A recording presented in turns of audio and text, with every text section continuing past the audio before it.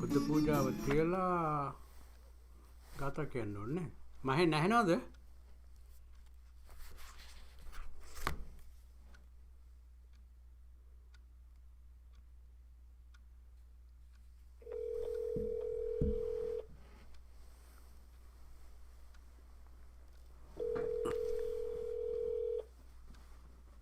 පොඩ්ඩක් එහාට ගන්න බං. අතේ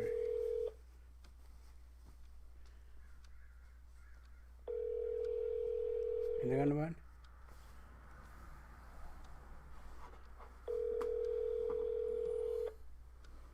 පේනවා. Sorry to miss your call. Please leave it.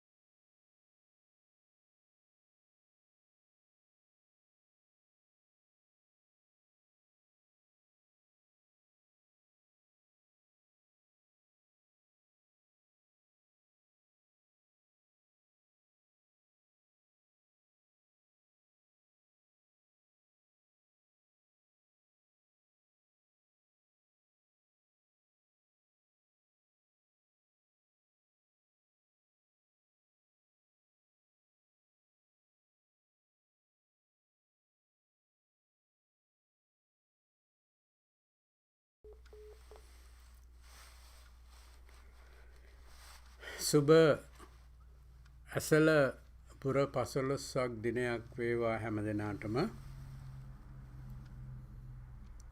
Happy Esala Poya everyone. Today is another very special full moon day for all Buddhists all over the world. 2600 years ago, Buddha gave his teaching for the first time on a day like today. Even before that, when Queen Mahamaya was hoping to have a little baby, our Buddha, in the form of Bodhisattva who is completed all his paramitas, was in the Tusita heaven, and he descended from Tusita heaven to womb of Queen Mahamaya on Esala full moon day. Mahamaya, Queen Mahamaya saw a dream, special dream. White elephant carrying a red lotus came into her womb in the dream, and that was a dream. But our Buddha, who was who has completed all the paramitas, descended into the womb of Mahamaya at that time when she was seeing that dream. And then when Buddha was a young prince, he decided to leave the palace and meet all the teachers and try to find the truth of life. And he decided to leave the palace the day that his own little baby, who was Rahula, was born. He left the palace at that evening. That was also Esala full moon day like today. And then 6 years later, he gave the teaching that he discovered after practicing and after experimenting about the life, after observing the life closely. He found enlightenment. He understood everything about the life on the Vesak full moon day. And 2 months later, for the first time, he revealed his discovery to his 5 disciples who was doing the same research with him at the same time.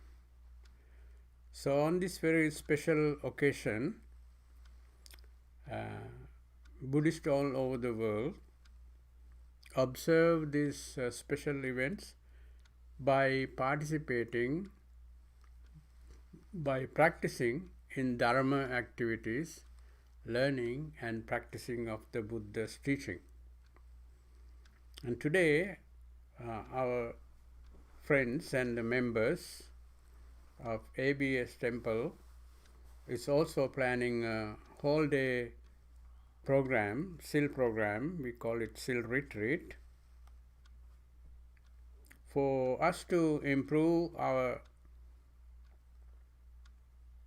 qualities of our lives, our understanding of Dharma. Understanding of Dharma means understanding of life. So we practice today and we cultivate the Dharma, we learn the Dharma and we cultivate the Dharma. So now, before long, going too far, I would like all of you to observe 8 precepts. And today I have a request to observe 10 precepts. After observing 8 precepts, we can observe 8 precepts for those who wish to observe 10 precepts, those who wish to observe 10 precepts, right? And today, I know some of you have gathered the SIL attire and wearing it and planning to observe precepts. And everyone, please recite Namo Tassa 3 times to observe 8 precepts first.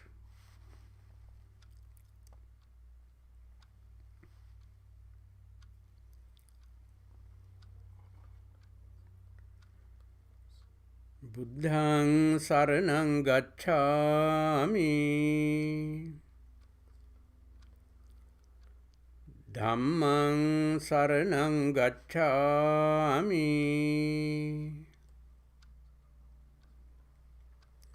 Saṅghāṃ saraṇaṃ gacchāmi,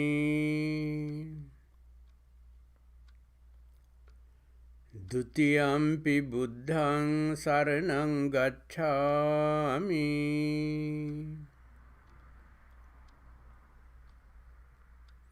Dutiyampi dhammaṃ saraṇaṃ gacchāmi,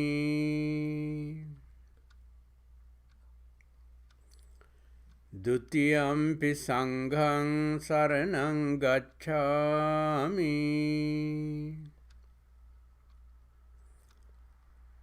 Tatiyampi buddhaṃ saraṇaṃ gacchāmi,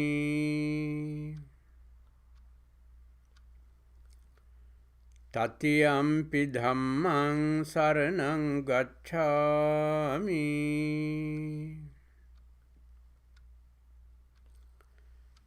Tatiyampi saṅghāṃ saraṇaṃ gacchāmi,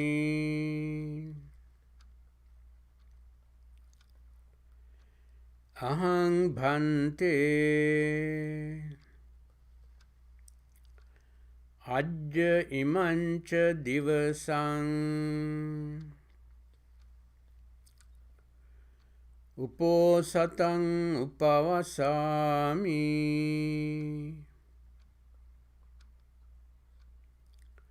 Atthanga samannāgataṃ Sīlaṃ samādhiyāmi.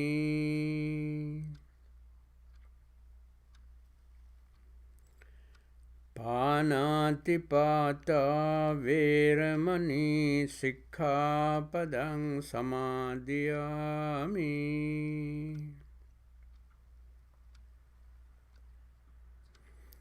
අදින්නාදානා වේරමණී සික්ඛාපදං සමාදියාමි.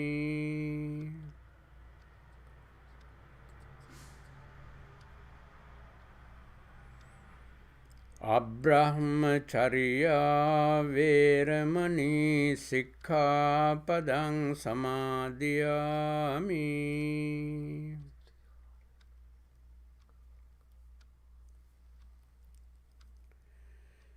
මුසාවාදා වේරමණී සික්ඛාපදං සමාදියාමි.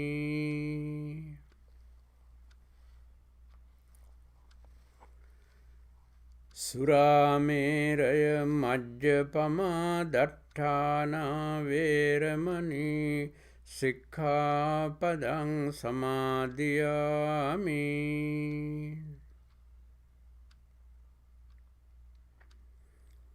විකාල භෝජනා වේරමණී සික්ඛාපදං සමාදියාමි.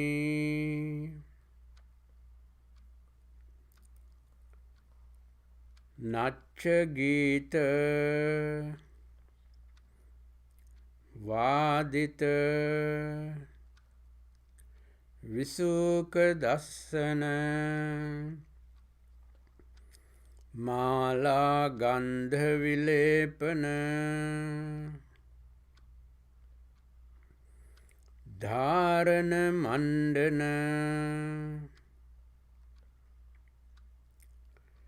විභූෂණට්ඨානා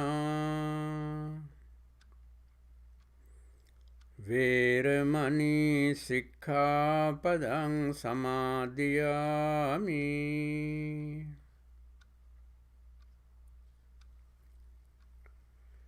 උච්චාසයන මහාසයනා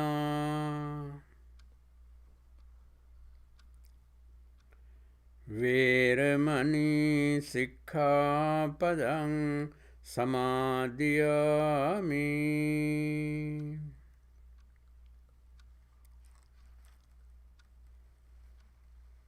තිසරණේන සද්ධින් අට්ඨංග සමන්නාගතං සීලං සාධුකං සුරක්ඛිතං කତ୍වා අප්පමාදේන සම්පාදේත.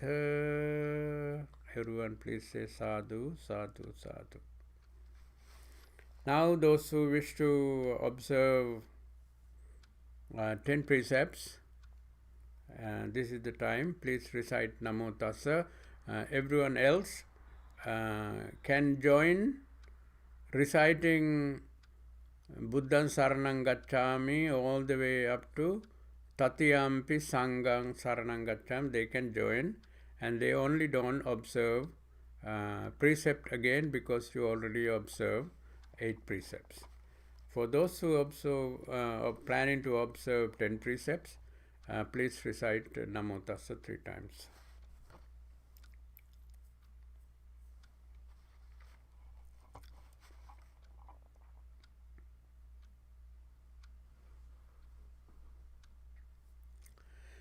Buddhaṃ Saraṇaṃ Gacchāmi. Dhammaṃ Saraṇaṃ Gacchāmi. Saṅghaṃ Saraṇaṃ Gacchāmi.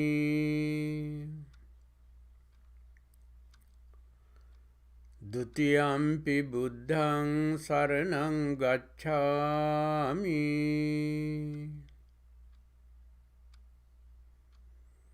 Dutiyampi Dhammaṃ Saraṇaṃ Gacchāmi. Dutiyampi Saṅghaṃ Saraṇaṃ Gacchāmi.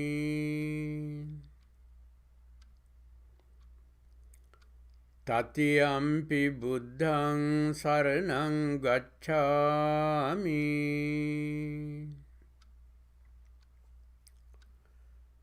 Tatiyampi dhammang saranang gacchami.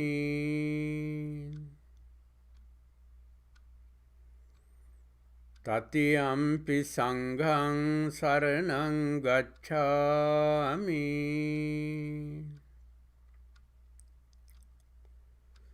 Sarana gamanang paripunnang. Everyone say Ama Bante. Panatipata veramani sikkhapadang samadhiyami.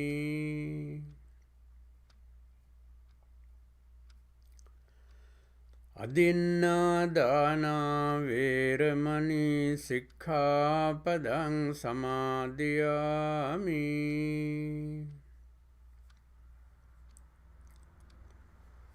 Abrahmacharya veramani sikkhapadang samadhiyami.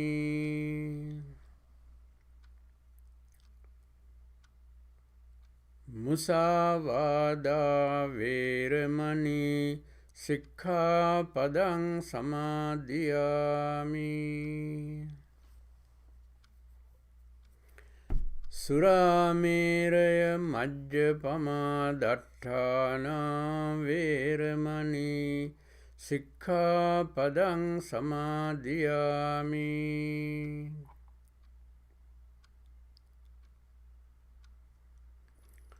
Vikala bhojana veramani sikkhapadang samadhiyami.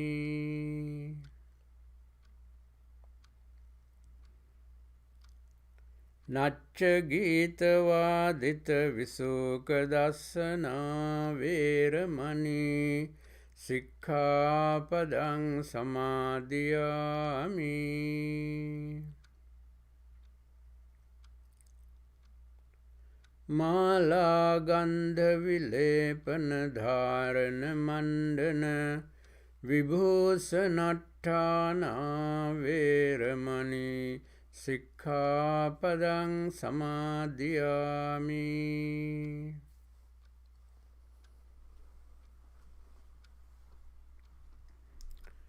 Uchcha sayana mahasayana veramani sikkhapadang samadhiyami.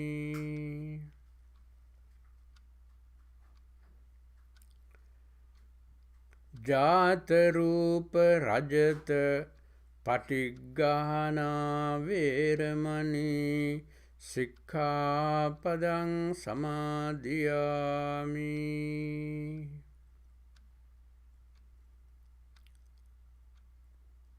Tisaranena saddhiṃ gahattha dasasilaṃ dhammang sadhukaṃ surakkhitāṃ kattva appamadena sampadetha. Sadhu, sadhu, sadhu, sadhu. Now we observe 8 precepts followed by 10 precepts, and some of you observe 10 precepts.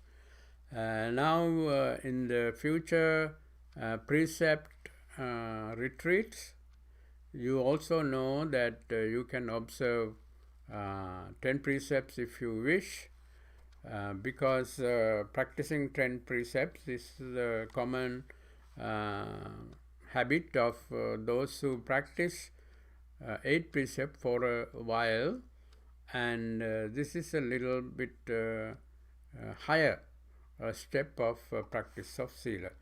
Now we all join the Buddha Puja and reciting the Gatha after.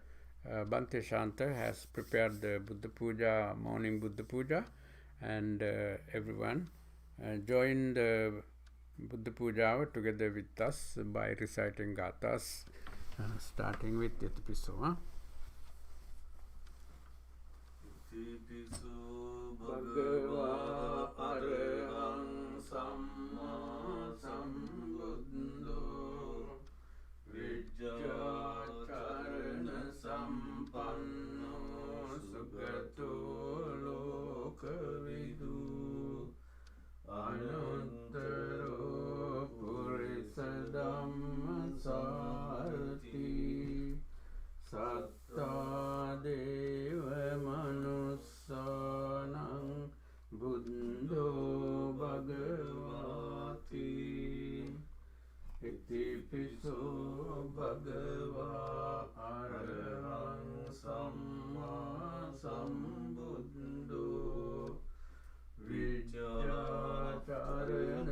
sampanno sugato lokavidu anuttaro purisa dhamma sarati satta deva manussanam buddho bhagavati itipiso bhagava arhang samma sambuddho vidyacharana sampanno sugato lokavidu anuttaro purisa dhamma sarati satta deva manussanam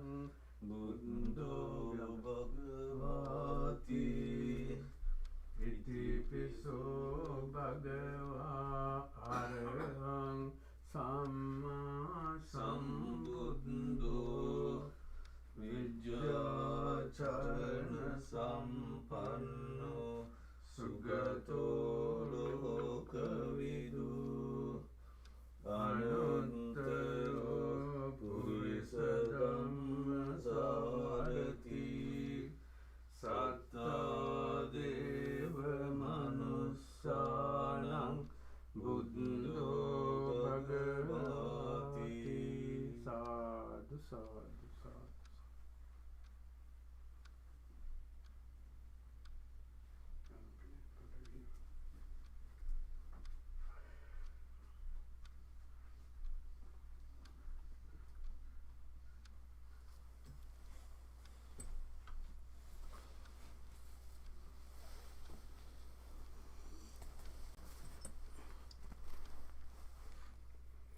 On behalf of all of you who are at home, Bhante Shanta and I made the offerings of candles, incense, flowers, and soft drinks to the Buddha as a morning Buddha Puja.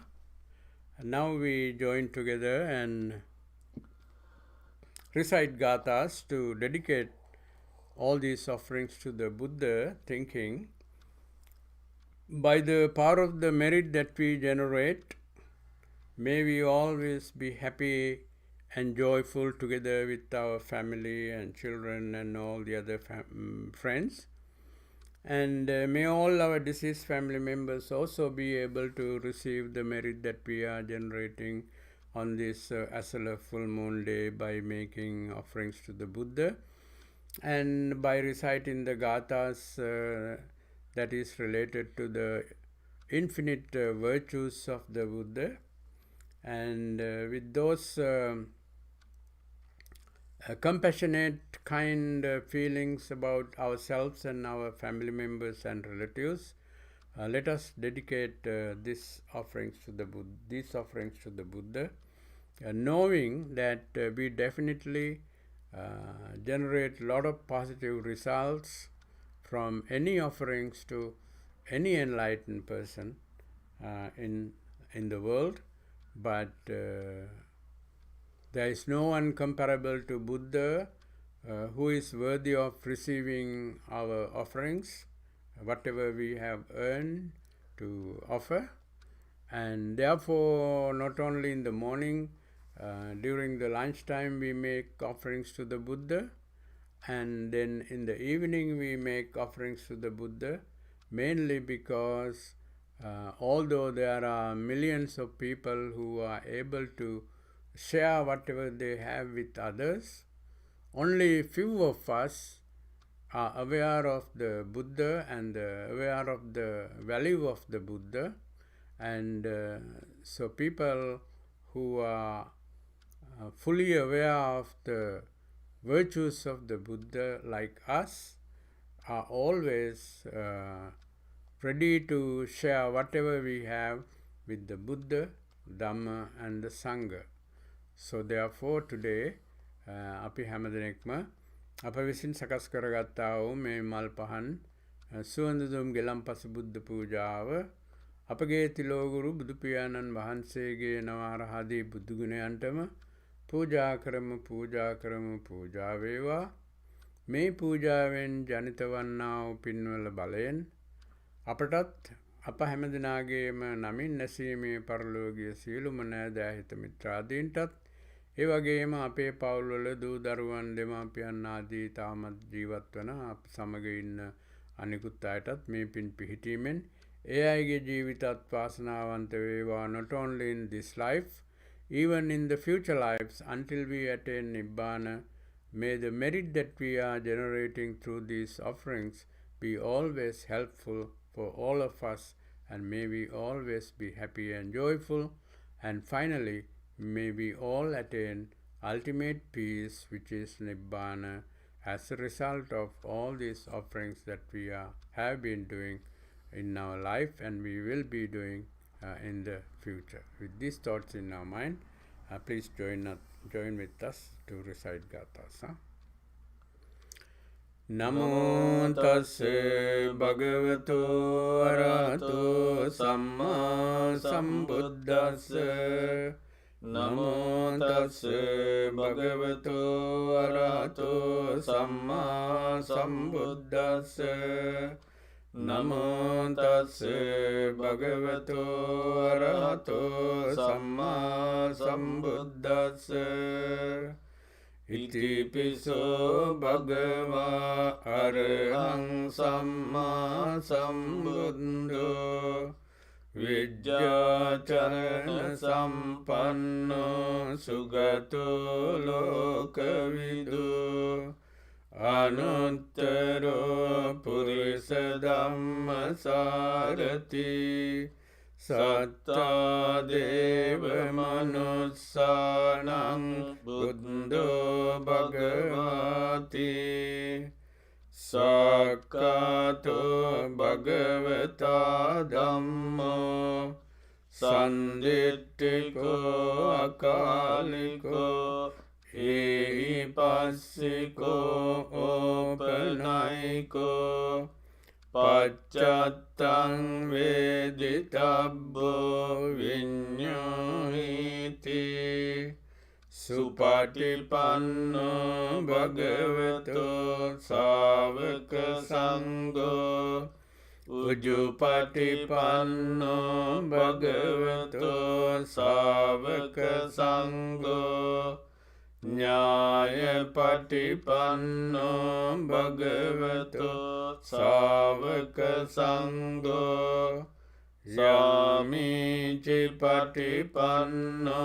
භගවතෝ සාවක සංඝෝ යදිදං චත්තාරි පුරිස යුගානි අට්ඨ පුරිස පුග්ගලා ඒස භගවතෝ සාවක සංඝෝ ආහුනේයෝ පාහුනේයෝ දක්ඛිනේයෝ අංජලි කරණීයෝ අනුත්තරං පුඤ්ඤක්ඛෙත්තං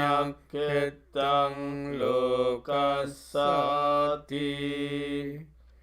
වන්දාමි චේතියං සබ්බං සබ්බඨානේ සුපතිට්ඨිතං සාරීරික ධාතු මහා බෝධින් බුද්ධ රූපං සකලං සදා යස්ස මූලේ නිසින්නෝව සබ්බාරි විජයන්නකා පත්තෝ සබ්බඤ්ඤතං සත්තා වන්දේතං බෝධිපාදපං ඉමේ ඒතේ මහා බෝධි ලෝකනාතේන පූජිතා අම්පිතේ නමස්සාමි බෝධිරාජා නමත්තුතේ ගනසාරප්පදිත්තේන දීපේන තමදංසිනා තිලෝකදීපං සම්බුද්ධං පූජයාමි තමෝනුදං සුගන්ධිකාය වදනං අනන්ත ගුණගන්ධිනා සුගන්ධිනාහංගන්ධේන පූජයාමි තථාගතං වන්නගන්ධ ගුණෝපේතං ඒතං කුසුම සන්තතින් පූජයාමි මුනින්දස්ස සිරිපාද සරෝරුහේ පූජේමි බුද්ධං කුසුමේනනේන පුඤ්ඤේන මේතේන ච හෝතු මොක්ඛං පුප්පං මිලායාති යතා ඉදම්මේ කායෝ තථායාති විනාශ භවං අදිවාසේතුනෝ බන්තේ පානියං පරිකප්පිතං අනුකම්පං උපාදාය පතිගන්නාතු මුත්තම අදිවාසේතුනෝ බන්තේ ගිලාන පච්චයං ඉමං අනුකම්පං උපාදාය පතිගන්නාතු මුත්තම කායේන වාචා චිත්තේන පමාදේන මයා කතං අච්චයං කමමේ බන්තේ බුරිපඤ්ඤ තථාගත කායේන වාචා චිත්තේන පමාදේන මයා කතං අච්චයං කමමේ ධම්ම සන්දිට්ඨික අකාලික කායේන වාචා චිත්තේන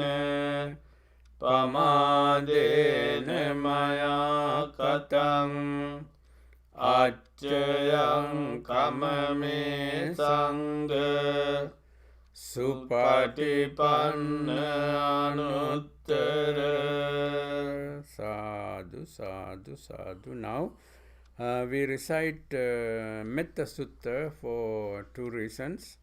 One reason is for us to generate a blessing for ourselves and our family and our homes. So purify the energy in the house and around you. And the second reason is to practice metta. Cultivation of loving kindness is a very, very important practice for all Buddhists. And Karaniya Metta Sutta, Buddha has taught how to practice cultivation, how to cultivate loving kindness, and therefore to remind ourselves about the loving kindness and to generate calmness through recitation of loving kindness. That's the second reason. For these two purposes, we recite Karaniya Metta Sutta together. I know most of you memorize. If you don't memorize, you can pick up the book from nearby, and you can join us by reciting the Metta Sutta and few other gathas. Karaniya matta kusalena යන්තං සන්තං පදං අபிසමෙච්ච සක්කෝ උජුච සුජුච සුවචෝචස්ස මුදු අනතිමානි සන්තුස්සකෝච සුබරෝච අපකිච්චෝච සල්ලව්කවුත්ති සන්තේන්ද්‍රියෝච නිපකෝච අපගබ්බෝ කුලේසු අනනුගිද්දෝ නචකුද්දං සමාචරේ කිංචීන විඤ්ඤෝ පරේ උපවදෙය්‍යං සුඛිනෝ වාකේමිනෝ හොන්තු සබ්බේ සත්තා භවන්තු සුඛිතත්තා යේකේචිපාන භූතත්ති තසාවාතාවරාවා අනවසේසා දීගාවායේ මහන්තාවා මජ්ජිමාරස්සකානකතුලා දිට්ඨාවායේව අද්දිට්ඨා යේචදුරේ වසන්ති අවිදුරේ භූතාවා සම්භවේසීවා සබ්බේ සත්තා භවන්තු සුඛිතත්තා නපරෝ පරන්නිකුප්පේත නාතිමඤ්ඤේත කත්තචිනං කංචි ව්‍යාරෝසනා පටිග සංඥා නාඤ්ඤමඤ්ඤස්ස දුක්ඛමිච්ඡය මාතා යතානියං පුත්තං ආයුසා ඒක පුත්ත මනුරක්කේ එවම්පි සබ්බ භූතේසු මාන සංභාවයේ අපරිමාණං මෙත්තංච සබ්බ ලෝකස්මින් මාන සංභාවයේ අපරිමාණං උද්දං අදෝච තිරියංච අසංබාදං අවේරං අසපත්තං තිට්ඨං චරන්නිසින්නෝවා සයානෝවා යාවතස්ස විගත මිද්දෝ ඒතං සතින් අදිට්ඨේය බ්‍රහ්මමේතං විහාරං ඉදමාහෝ දිට්ඨෙන්ච අනුපගම්ම සීලවා දස්සනේන සම්පන්නෝ කාමේසු විනය්‍යගේදං නයිජාතු ගබ්බසෙයං පුනරේතිති ඒතේන සච්චවජ්ජේන සොත්තිතේ හෝතු සම්බදා ඒතේන සච්චවජ්ජේන සොත්තිතේ හෝතු සම්බදා ඒතේන සච්චවජ්ජේන සොත්තිතේ හෝතු සම්බදා භවතු සබ්බ මංගලං Rakkantu sabba devata sabba buddhanubhavena sada sutti bhavantu te bhavatu sabba mangalang rakkantu sabba devata sabba dhammanubhavena sada sutti bhavantu te bhavatu sabba mangalang rakkantu sabba devata sabba sanghanubhavena sada sutti bhavantu te nakkatayakka bhutanang papagganivarana parittassanubhavena hantu te sangupaddave sabbe buddha balampatta paccekanancayang balang arahantananca tejena rakkang bandami sabbesu akasatta ca bummatta devanaga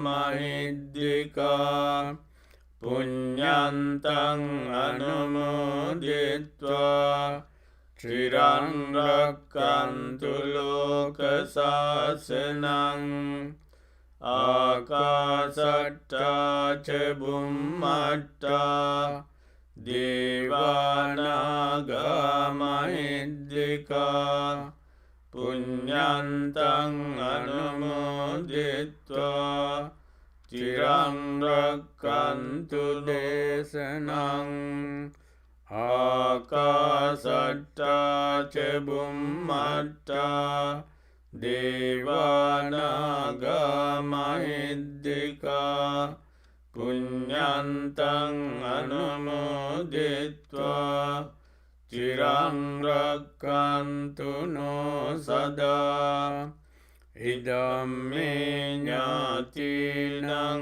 hotu sukhitā hontu ñātayo idamme ñātīnaṃ hotu sukhitā hontu ñātayo idamme ñātīnaṃ hotu sukhitā hontu ñātayo imminā puñña kammena māme bāla samāgamo sataṃ samāgamo hotu yāva nibbāna pattiyā imminā puñña kammena māme bāla samāgamo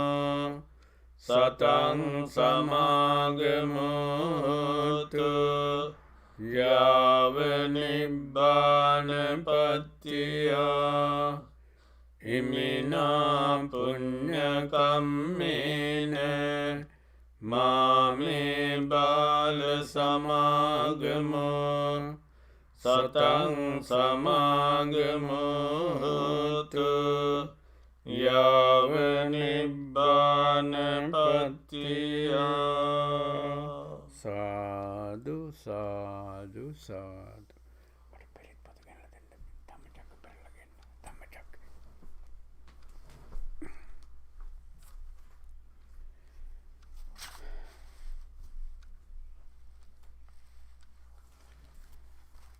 Observation of precepts and making offerings to the Buddha is complete, and all of us should be very happy for being able to participate in this very special retreat that help us to generate a lot of merit, one thing, a lot of skills, the second thing, and a lot of knowledge of Dhamma, the third thing. When you participate in a Buddhist retreat like this on a full moon day or any other day, these are the three benefits that you receive. Without merit, punya, our life become very miserable. Those who have generated merit in the past, pubbecha kata punyata, those who have done merit, good deeds in the past, is a great happiness for everyone. And therefore, generating merit is a very important part of wise people. Merit is a type of energy that we develop throughout your body and every cells of the body. And that is including the brain too. Huh? So this electrical energy make your life so bright and brilliant and powerful and active. Without merit, your life become very lazy, your life become lethargic, your life become depressed, and things never go right for you as you think. And then some people not having enough energy, merit, which is I call positive energy. Without positive energy in your body and mind, sometimes they even think of committing suicide. When you are low in positive energy, when you are high in negative energy, that is the time that someone start even thinking about taking his or her own life. So it's a common thing. So therefore, Buddha has taught us, Punyanche puriso kaira, kaira te tappunapunang. If you engage in activities that generate positive energy in your body and mind, wise people like us should do it again and again. Continuously participate yourself in activities that recharge your level of positive energy in your body and mind. By looking at the body, you cannot tell if this person has a lot of positive energy in his or her body. But if you look at this person's eyes, if this person open his mouth, if this person do something, make something happen, and every time when they move, when they do things, outsider can look at this person and tell that if this person has a lot of merit or not. Just like the battery, you cannot look at the battery and tell the battery is well charged or not. Just like that, just by looking at a person's body, you cannot tell if this person has a lot of merit. But if you are a very sharp person, very wise person, you can even look at the facial expressions, or just by looking at the physical features, a wise person can tell if this person has merit or not. When we want to check if the battery is charged. We put the battery into work, or put in the flashlight, or connect it to a bulb and see if the battery is charged. Then you have a meter these days to check the battery, and you can check if this battery is fully charged or not. So just like that, when the person is doing something, behaving in a certain way, by looking at that, you can say that this person has a lot of merit. Sometimes people who have done a lot of good deeds in the past lives and come and reborn here, and at that time this little child, when it is a girl or boy, when they are running around, others can tell if they have done a lot of meritorious deeds in the past life or not. And so if they have a lot of merit done in the past, this person become very attractive to everyone, because the energy level of this person is very high and very attractive, and people want to spend time with such a person. And if you are a dull person, if you are a very unhappy person, if you are a lethargic person, if you are a depressed person, nobody want to hang out with you and spend time with you and go parties and go places like that. So therefore, Buddha always encourage common people like us who are in the path to generate positive energy. So life become easier and better if you have generated a lot of positive energy for yourself. People who are experiencing hunger, poverty, illnesses, and physical deformation, and these type of things happen to the people who has not done enough merit, but also you have done a lot of things, activities that generate negative energy. As a result of negative energy that you have generated in the past, this also something related to memories. If any time when you do something nice, it goes to your memory, that is karma. When it goes to the memory, it becomes a karma. And so good karma and bad karma is also related to positive energy and negative energy. And then I said you develop a lot of skills. Skills is kusala. Most people think punya and kusala is the same, but it's not exactly the same. Kusala is the mental, physical, and verbal skills that generate positive energy. So those skills are there, then you become good at doing good deeds, saying right things, and thinking right thoughts, like that. This person generates a lot of skills. By having good parents, children learn a lot of skills.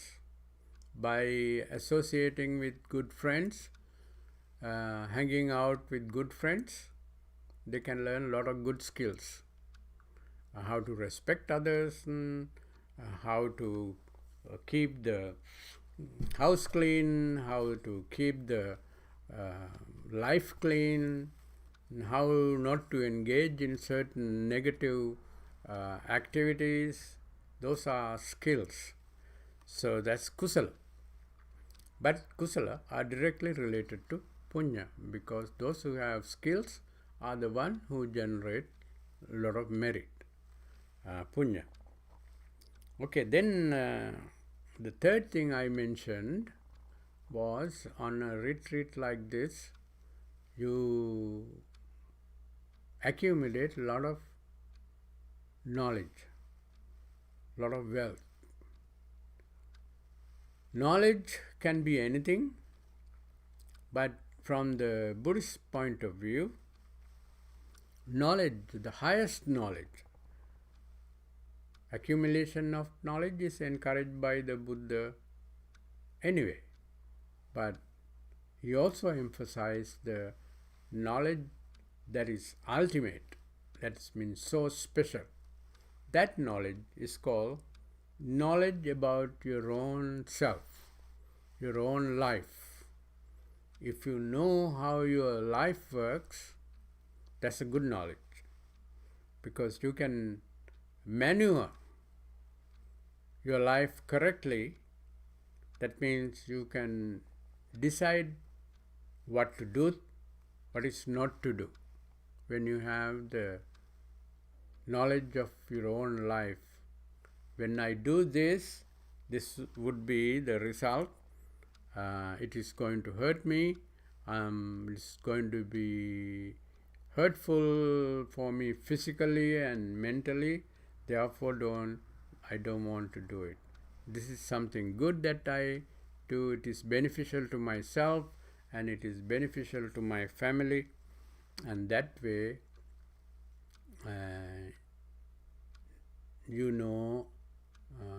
you accumulate, you have the knowledge of how life works.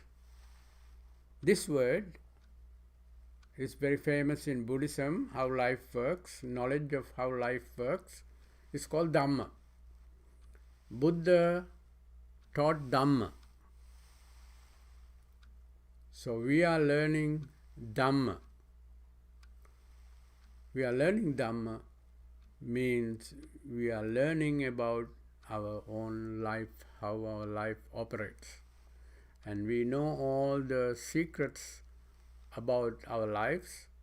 We can manage our life efficiently in a way that it generates always good things. When we know how to work a machine or your camera or your tape recorder, you can get it to do wonderful things. So that is the knowledge of camera or knowledge of your video, knowledge of plumbing, knowledge of this and knowledge of that. If you have that, you can always get good results in your day-to-day life. But in this case, life, anywhere you go, life goes with you. Even when you go to sleep, life is with you. So even when you are seeing dreams, do you want to see scary dreams? No. Nightmares? No. So how do you manage yourself without getting into scary dreams and nightmares? Practice metta. The Buddha had taught, this is how you sleep without seeing nightmares, having a good sleep. So that is Dhamma. About sleeping well, sleeping peaceful.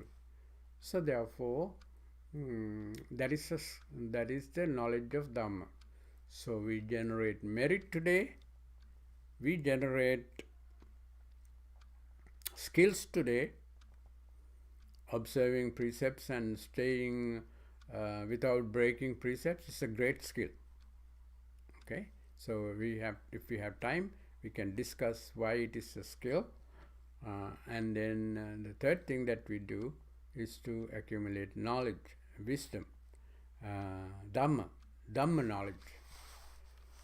So these are the three things. Today, all day, Esala full moon day, we have a program that goes until maybe 5 o'clock in the evening. Due to the corona virus, we have lot of limitation. We only have 2 monks at the temple, and so the whole program is supported by these 2 monks. Today we will have a Dhamma talk in 1 minute or so. That is about the first sermon of the Buddha, because this is the day that first sermon was given by the Buddha. And then at 10:30 we have a break, and 10:45 we come back and sit in meditating for maybe 30 minutes or so, and 11:15 we have Buddha Puja again, and then lunch for all of you at home, and for the monks at 11:45. And then Bhante Shanta will come and give a Dhamma talk in Sinhalese at 1:15. Please join the Dhamma talk. And those who don't understand Dhamma in Sinhalese, you can find a good Buddhist book from your home and read that book in that hour. That is 1:15 to 2:15. We take a break. Until then, Bhante Shanta will give a Dhamma talk in Sinhala. And then 2:30 we have a Dhamma discussion. I think some of you might have sent us some questions to our email, and we take those questions and we discuss answers to those Dhamma questions. Normally, if we have a Dhamma discussion, that means everyone else participate, but right now we are using only YouTube, so you cannot participate in the program. Maybe in the future we can also use Zoom together with YouTube. That way you can also participate in asking questions and things like that. And then after Dhamma talk we have a short meditation again, and then at 3:45 we have another break for 15 minutes, and 4 o'clock we have evening Buddha Puja, just like we did earlier, and then we all sit down and recite the first sermon of the Buddha, which is wonderful things to happen on a day like Esala full moon day. On the Vesak day also we recited Dhammacakkappavattana Sutta, because this is the most important teachings of the Buddha, because it is the most condensed form of ultimate discovery of the Buddha, that can be taught only by a Buddha who come to this world every millions and millions of years, eons, and we were lucky to be around when the Buddha was around in this life.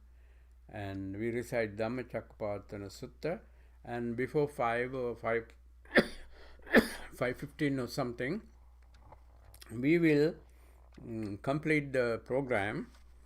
And this is a long wonderful program that generate all those wonderful effects, result for all of us. And today's all day program, in the email we mentioned that you can sponsor the program, because it's a common practice when we have such a Dhamma talk, we have a sponsor, but some service we have a sponsor. But today, for the whole program, we suggested, if you like to sponsor the whole program, please contact the temple, and as a result, one of the members contacted the temple and expressed their desire to sponsor the whole Esala full moon day retreat program, and that was Gamini Jayavira and Kilita Jayavira from Davis, and they are so fortunate, they feel fortunate to be a sponsor of the Esala full moon service, whole service, and their goal is to share merit with their especially parents, both Gamini, Mr. Gamini Jayavira and Ms. Kilita Jayavira, both has lost their parents, and we want to transfer merit to their parents. They want to, and also some relatives, and so this is a very nice thing to happen, and thank you very much. And now we take a 1 minute break, and we start the Dhamma discussion. 1 minute, maybe 2 minutes break. I'll be back right here and in 2 minutes. So don't go anywhere. So the Dhamma talk will be on Dhamma Chakka Pavattana Sutta, the understanding of the first sermon of the Buddha. Okay? So we take a 2 minutes break and we will see you soon. Thank you very much.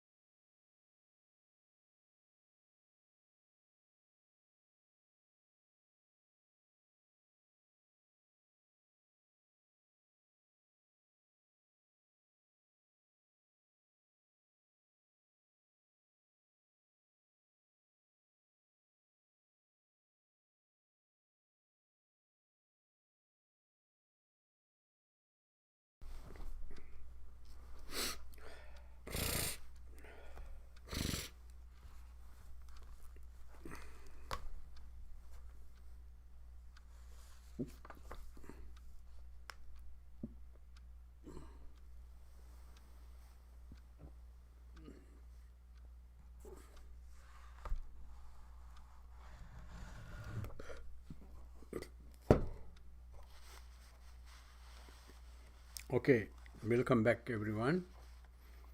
And now we have a Dhamma talk today, Esala full moon Dhamma talk. Now everyone, please sit as you wish and to sit completely for almost 1 hour. And now I'll begin the Dhamma talk. Everyone please put your palms together for a short time.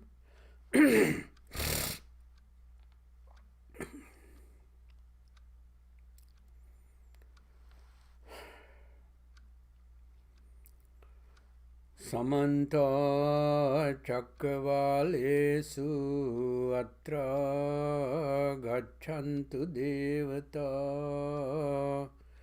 Saddhammang Munirajasa Sunantu Saggamukhadang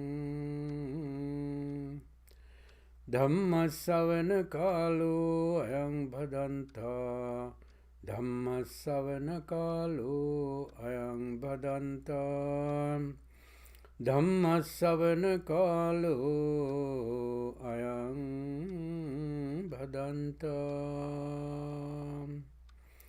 Namo Tassa Bhagavato Arahato Samma Sambuddhassa Namo Tassa Bhagavato Arahato Samma Sambuddhassa Namo Tassa Bhagavato Arahato Samma Sambuddhassa Dve me bhikkhave anta pabbajitena nasevitabba Yo chayang kame sukama sukallikanu yogo Hino gammo potu janiko anariyo anatta sanghito Yo chayang atta kilamatanu yogo dukkho anariyo anatta sanghito Ete te ubho ante anupagam majjhima patipada tathagatena abhisambuddha Chakku karani jnana karani upasamaya abhinyaya sambodhaya nibbanaya sangvat Sadhu. Today we are so lucky to be alive in a time where the Buddha's teaching is available still in the world. In few years the teaching of the Buddha will disappear. All the Dhamma books will disappear. All the monks who understand at least a little bit of what the Buddha was trying to teach will disappear. When there is no monks, when there is no more teaching, the Dharma will be gone, and the people in the society will be totally in dark again, because the darkness arrived to the world when the Buddha became enlightened in Vesak full moon day, and the actual lamp was lit on Esala full moon day by revealing what the Buddha discovered throughout his many 6 years of effort. Although we normally say it is 6 years of effort, Buddha understood the Dhamma Um, as a devoted Buddhist, we know it's not only 6 years.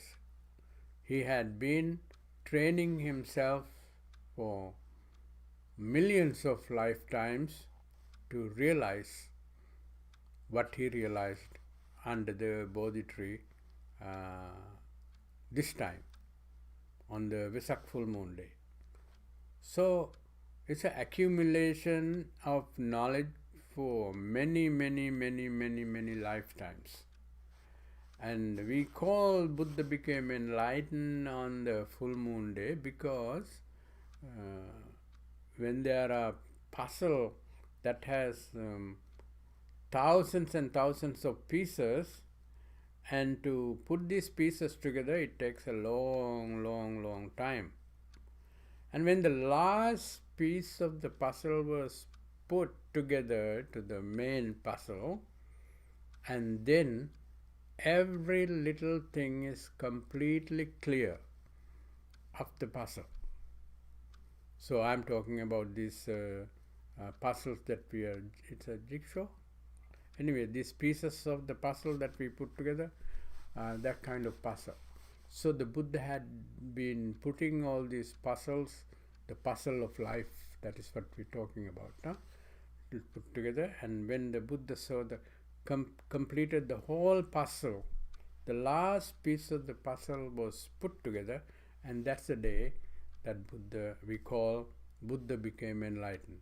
It's a process, result of a long process. It doesn't happen overnight. But the last piece of puzzle was very quick, and when that was put together in the puzzle in the right way, then he knows the whole secret from top to bottom. Everything in the puzzle is very clear. So that is what the Buddha did at the enlightenment. So we call him, he became enlightened. That does not mean that it happened that morning. It's a result of long process. So anyway,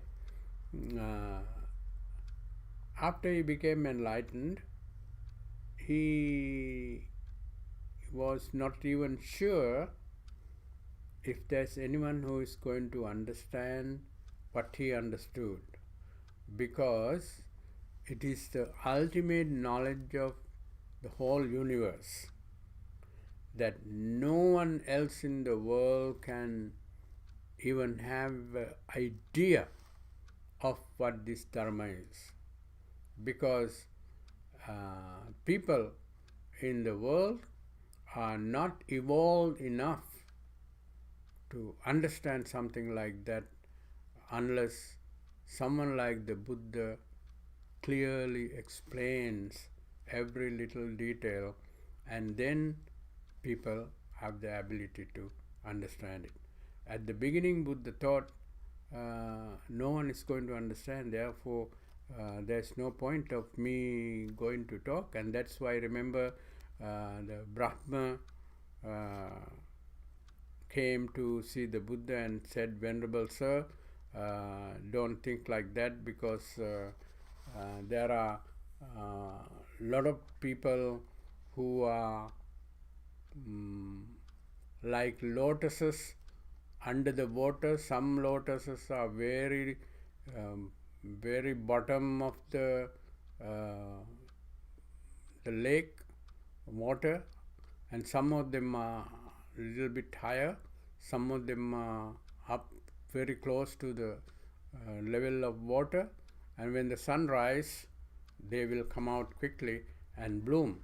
So just like that, when the Mahabrahma invited the Buddha to give a Dhamma, teach the Dhamma, then it's the time that Buddha started thinking, okay, yeah, there might be possibility that somebody understand it, so I try.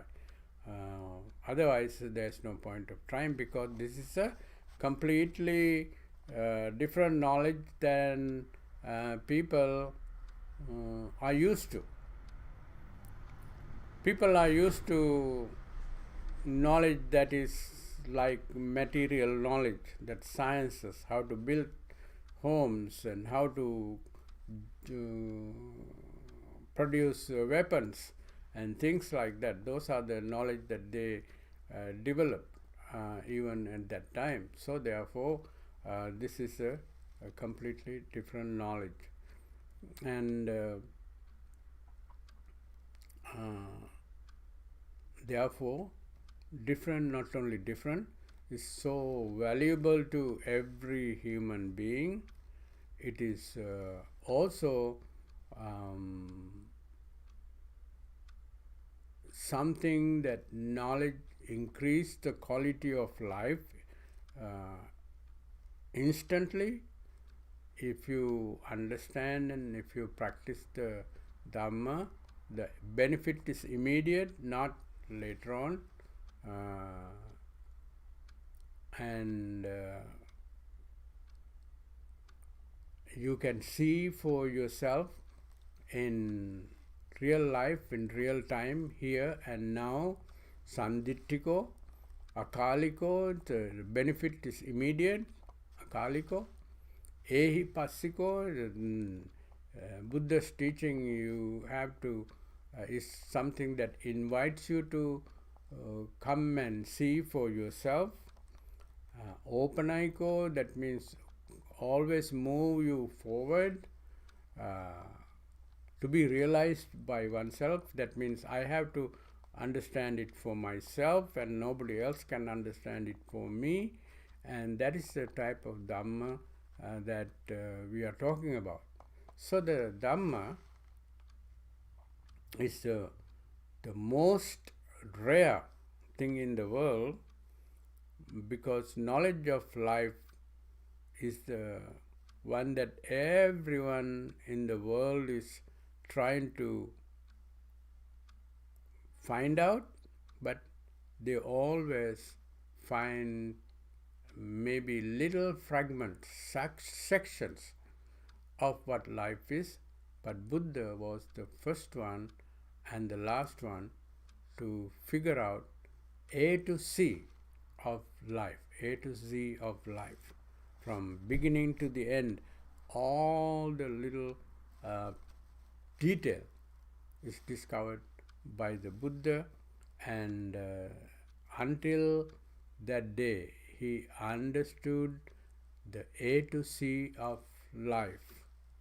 He said, I never claim that I am the Buddha. In this first sermon he says, I never claim myself that I am the Buddha until I have seen all the detail, 100% detail of life. And then he condensed what he saw, what he understood through his 6 years of experiments. So he condensed into these four noble truths. And he said, until I completely understood this Four Noble Truths. Then what is completely? The first sermon, first noble truth is like I want to explain what I mentioned during the Dhamma talk. Dveme bhikkave anta pabbajitena nasevitabba. This is for the first time Buddha speak his Dhamma to a group of people. Monks, there are two extremes that we need to avoid if we are in search of ultimate peace, ultimate happiness. So this means to us that the people in the audience, the colleagues of the Buddha, 5 ascetics, left the palace, left the city around the same time that Buddha left the city in search of ultimate happiness, in search of the truth of life. And they also left with the Buddha and was working with the Buddha in the forest. Every time when he goes to a teacher, they go to that teacher and they learn from that teacher also. And finally, they left at some point. Just before Buddha became enlightened, he left. Those 5 ascetics left the Buddha, and Buddha was alone when he was doing the last part of the experiments, which is the practice of middle path, which he figured out. And he said, and as soon as he met the 5 ascetics, first thing he said, monks, there are 2 things that we have to avoid if you really want to understand the teachings of, understand the truth, understand the truth of life, facts of life. That's how he started the first talk, first words, two extremes. That means these people knew exactly what they have been looking for. That is the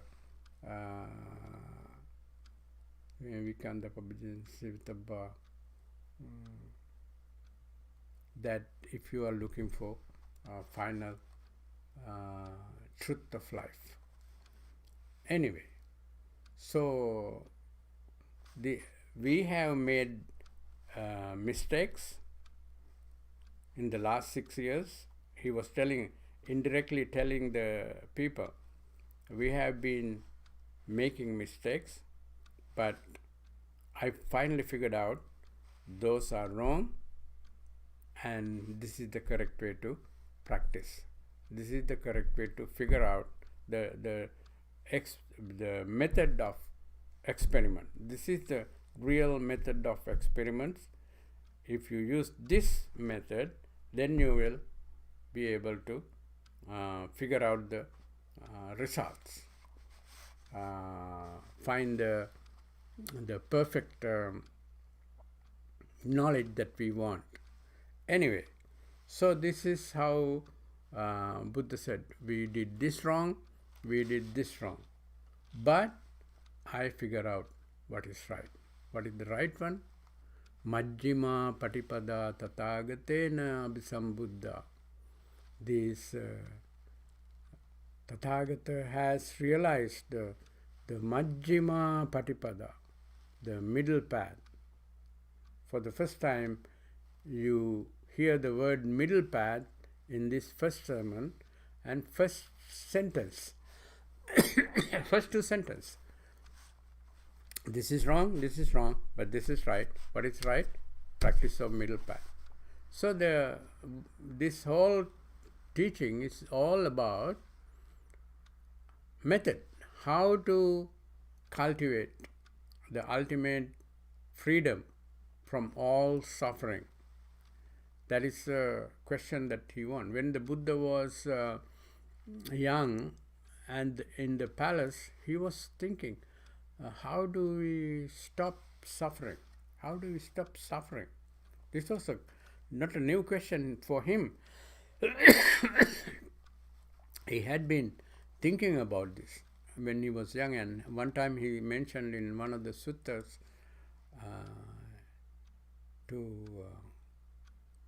death is a big problem. Old age is a big problem. And sickness is a big problem. But the ultimate problem is the death. So if I want to stop old age, sickness, and death, what do I need? I need to stop birth. If I was not born, I would not get old. If I was not born, I would not get sick. If I was not born, I would not die. See?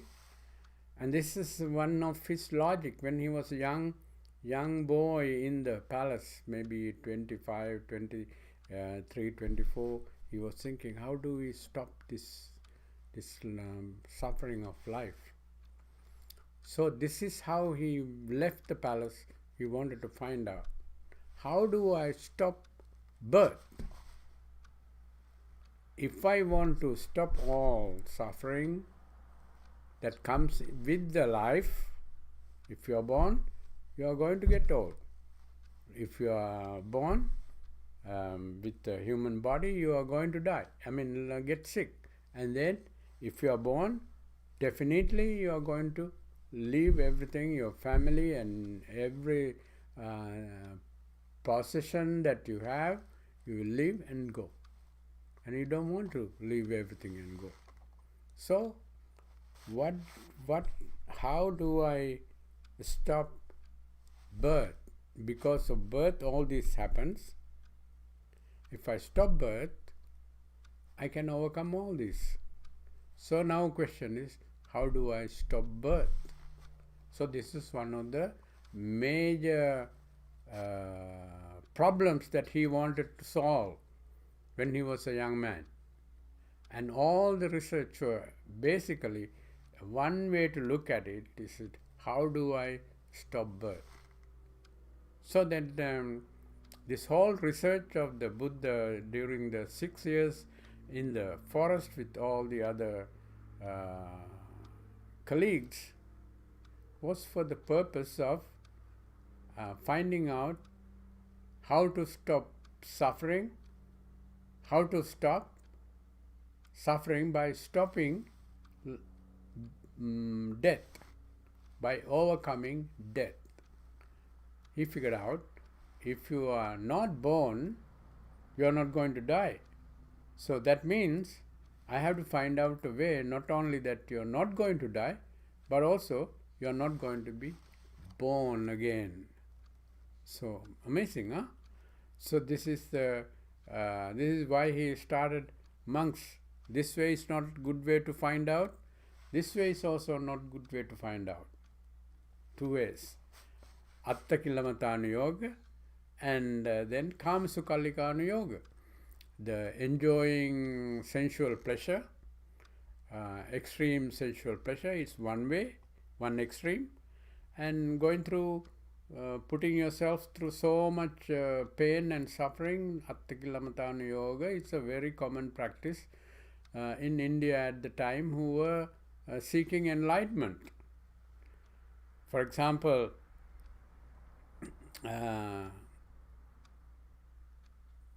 even the Buddha, for 6 years, he cut down the amount of food that he take, amount of air that he breathed. You should read the sutta called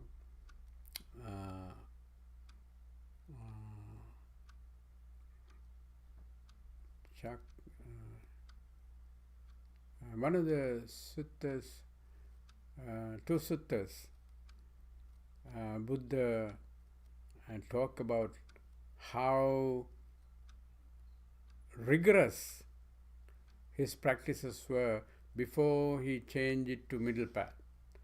He's cut down the amount of food to a very little grain a day. That's it. He stopped breathing maybe for long time as possible. He stopped breathing, he take one breath and stop it, and then don't breathe again. And all what happened was, he was getting fainted, and he was getting weaker, he was getting feeble, and he didn't find anything that he was looking for. So therefore, Buddha talk about these two extremes to these young people, not young by that time, his colleagues who left the city around the same time that Buddha left in search of ultimate wisdom.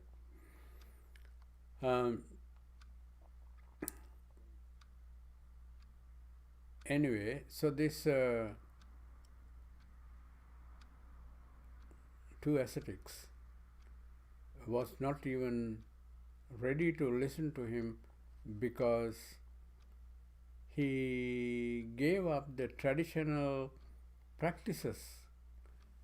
First one was Kamasikallikana Yoga was not accepted. When he was in the palace, he had the extreme luxury and he never learned anything about life. When he has all the music, all the dancing, all the food, total comfort, and all the men and women to spend time with, when all those things were in abundance, he didn't learn anything, and he didn't know anything about life. That is why he said, Kama Sukallikana Yoga, having luxurious life is no use, useless. That's one extreme. And the other one, the 6 years of rigorous practices he did, through his own life he figured out that these are useless. Not only useless, these are painful, and Buddha used the word profitless. Atta anatta sanghita. For the first time, if it is not profitable, Buddha wouldn't spend time on that one. What is profitable is the one that Buddha pay attention to. So, Atta Sanghita. These days, when we say profit is mainly about more material gain, like material wealth or financial gain or some things like that.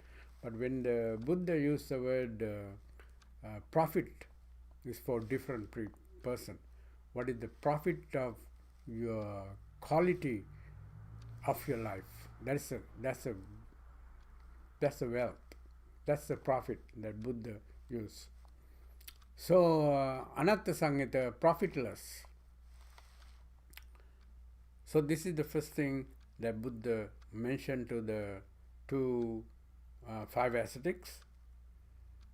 And then he said, I found the middle path, and this is the middle path. Middle path consists of 8 factors. It's a Samma Ditti, Samma Sankappa, Samma Vacha, Samma Kammanta, Samma Ajiva, Samma Vayama, Samma Sati.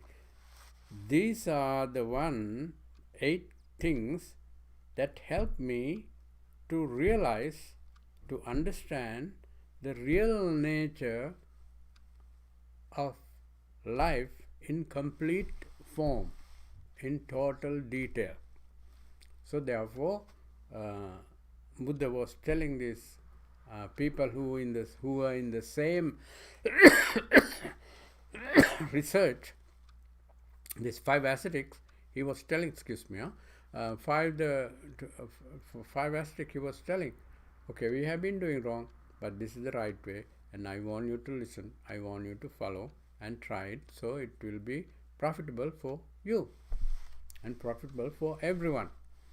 So this is first time after becoming enlightened, the main message was started by, O monks, there are 2 extremes that you should avoid if you are looking for enlightenment, if you are looking for ultimate wisdom, if you are looking for knowledge of how life works. So, this is how it started. And then he went immediately to his main question. Even from the young age, his main question was, what is this dukkha? Dukkha, we all call dukkha, but what is the dukkha? Right? That is understanding of the problem is very, very important before you start the research. But actually, while you are doing the research, you learn more and more about the problem. So even when you write a thesis on certain issue, and actually while you are doing the research on this issue to find a solution, you actually find the problem in more detail during the time that you are looking for a method of resolving this problem. So that's how it worked for the Buddha also. So Buddha understood in complete form what he meant, what is the real meaning of what suffering is. So he said, he started the second thing after mentioning about our method was wrong, but this is the right method if you want to find out. And then he said, I found the actual truth about what suffering is.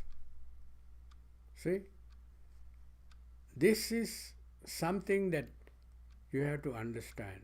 If you don't understand the problem properly, how you find solutions? But actually, what really happened was, while you are finding solutions, you find more detail about the problem. So next thing he said was, the truth of suffering is this. Truth of suffering is this. Jarapi dukkha. Old age is suffering. Vyadipi dukkha. Getting sick is suffering. Maranampi dukkha. Death is suffering. Apyehi sampayogo dukkho. Getting together with things that you don't like, people you don't like, is very painful. If you are in summertime, if sun is very hot, and that is not something that you want, and it's very painful, right? So something that you don't want. If you hate a person and now you happen to go on a trip with this person that you hate, that is apyehi sampayogo dukkho. The person that you don't like is with you now. And job that you really hated is the one that you have to get and work on to make your living. That is so painful. And then anyway, anything that is unpleasant come to you to spend time with and work on it and work together with that situation. Anything that is unpleasant that you have to be with come to you is suffering. And then your favorite job you lose, your favorite person, your best friend dies or leave and go some other country to spend time and spend his time or something like that. If you lose something, it's very painful and lot of suffering. But ultimately, that Buddha says, these are all explanation. But what is really happened? Sankittena, in brief, panchupadanakkhandha dukkha. Grasping anything that is form, anything that is sensation, anything that is perception, grasping. Things you like, you grasp. Things you dislike, also you grasp. If I want to push this table away from me, I have to grasp. See, I hold it. So anything that you want or don't want, you have to grasp. That's what Sankittena panchupadanakkhandha dukkha, to be able to have to hold on to. Anything that you like is the one that you lose at some point. So that is suffering. Even at sometimes, appasada utta bhagavata. Asada means excitement and joy and pleasure. Pleasure that you gain from getting what you want is so little. Appasada. After that, it becomes painful again, and your most valuable thing that you thought is valuable is changed in few days, few weeks, few months, few years. It's changed. You're not the same a person that you originally be attached to. So anyway, so that is how Buddha found out dukkha is a psychological reason, psychological problem. Sankittena panchupadanakkhandha dukkha. In brief, this is what. Not because getting old is the problem. You like to stay young, and when you experience getting old, then it's a problem. It's a psychological problem. Problem of the attitude. Getting what you don't want. You don't want to get together with this person that you really hated, to be in the same room at a hotel. After going to a meeting or something, business meeting, happened to be like that. And your attitude is the problem for this situation. So, soka, sadness. This is the definition to the dukkha. Soka, parideva, frustration, lamentation. Soka, parideva, dukkha, pain, physical and mental pain. Domanassa, dissatisfactoriness. Upayasa, stress. These are the part of dukkha. Soka, when you have it, and you lose your mother, you lose your father, and you have it, and now it's not there. Now she's not there. Your house is burned. By the time you come back home, your beautiful house is gone. And that is soka. And fear. Why? Before you lose it, you have fear of losing it. After you lost it, you have the soka, sadness of losing it. See? So soka, parideva, dukkha, domanassa, upayasa, fear and all, bhaya is the fear. Huh? So these are the part of the psychological side of the suffering. So when the Buddha said he was trying to look for the problem and solution to the problem, he was actually looking for the solution to a psychological problem. That is why he came up with the Eightfold Path with not only communication skills like samma vaca, samma ditti, right way of looking at things, right attitude, samma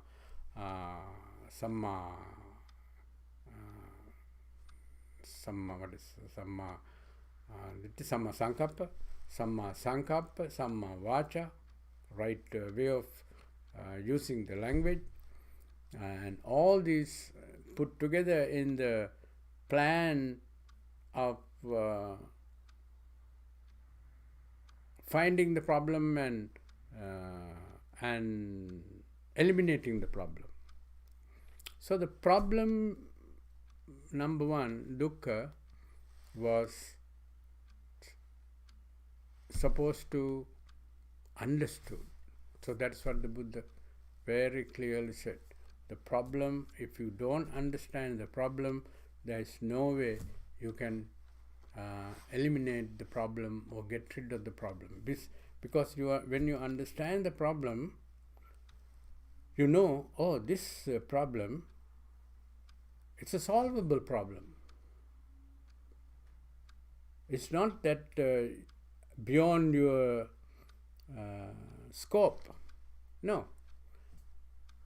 Because this is a mental issue. Suffering is a mental issue. And he also saw tanha right next to it. When you look at the problem, you see right next to it there's some other thing called tanha, that is self-centeredness. These two are always together.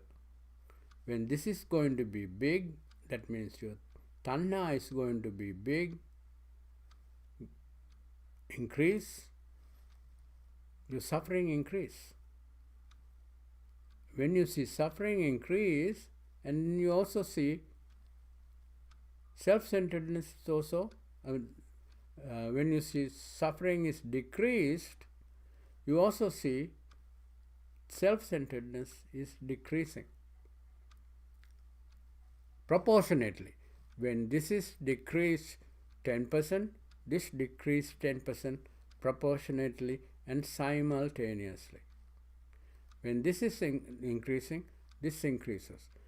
If the suffering increases, that means tanha, self-centeredness, also must have increased. So when you look at something to understand it fully, the problem, you see all the other related things. So what he found out was suffering does not stand alone. Suffering is always there together with self-centered thinking. That's what he said first. The second, idang kopada bhikkave dukkha samudayang arya satchang yayang tanha, this self-centeredness, pono bhavika, bring you back again and again to this life, pono bhavika, nandi raga sahagata, is enjoying this and that, tatra tatra bhi nandani, attached or get stuck with this and that. You get stuck with the people that you like, you get stuck with the people that you hate. You cannot get rid of that man out of your mind because you hate that person. So anything that you like and dislike, you are holding on to. Abhinandati, they enjoy holding on to. Tatra tatra abhinandini. Nandi raga sagata. Raga means attachment. Now we have no too much time to explain all this, but we'll see. I wanted you to pay attention to some things about this sutta that we normally don't hear. That this sutta started from talking about a method, not talking about the real complete explanation of life. It started with explaining the method of finding solutions to the problem of life. Anyway, so idang kopana bhikkave dukkha samudaya. So sam udaya means arise at the same time. If it arises at the same time with suffering, tanha, that is tanha, it has to go away together at the same time. So Buddha found out how this tanha is something that always increases and always decreases, and if it is decreasing, it's also for some reason.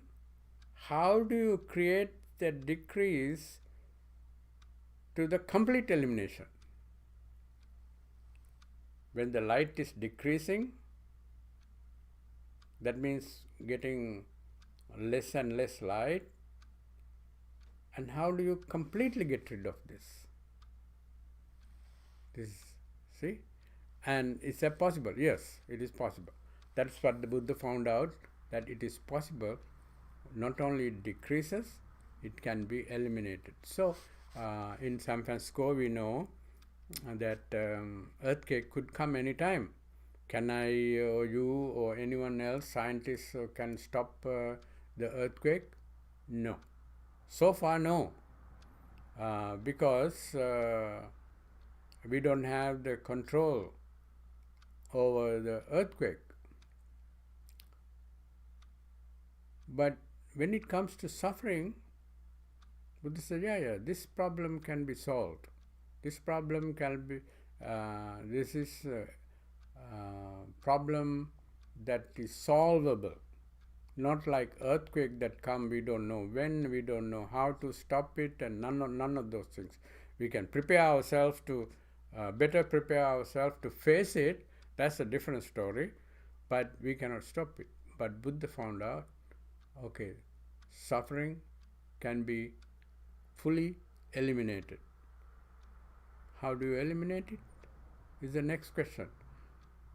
If this is a solvable problem, how do we solve it?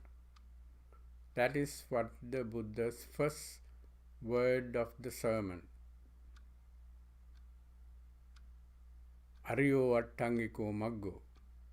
Middle path is the method of solving the problem, eliminating suffering. So, this is a solvable problem. If this problem is a solvable problem, how do we solve it? That is how he started the first sermon. We have been trying last 6 years as a group, but we made mistakes. We were doing it in the wrong way, but I figured out the right way, and this is the right way. Then if there's any Buddhist in the world, those Buddhists are practicing something. Because if you're not practicing Dhamma, you're not Buddhist. Label is useless, right? If you are proactively participating in eliminating suffering, then you become a Buddhist. So this is a method. What is the method? Starting from right way of looking at certain things. If you look at it from the wrong angle, it generates more suffering. Wrong way of looking at things. But the same thing you can look at from right angle, that does not increase your tension, increase your frustration and fear, because you're looking at the same thing from a different angle. So Buddha says Eightfold Path is for the purpose of cultivating. Eightfold Path is to be cultivated. Cultivating means keep practicing again and again and again. Whatever you practice, you become good at it. That is the simple way of happening things. So then practice means doing it over and over and over. So what is doing it over and over? Right way of looking at the issues in life. Right way of having attitude, samma sankappa. Right attitude is very important. If you are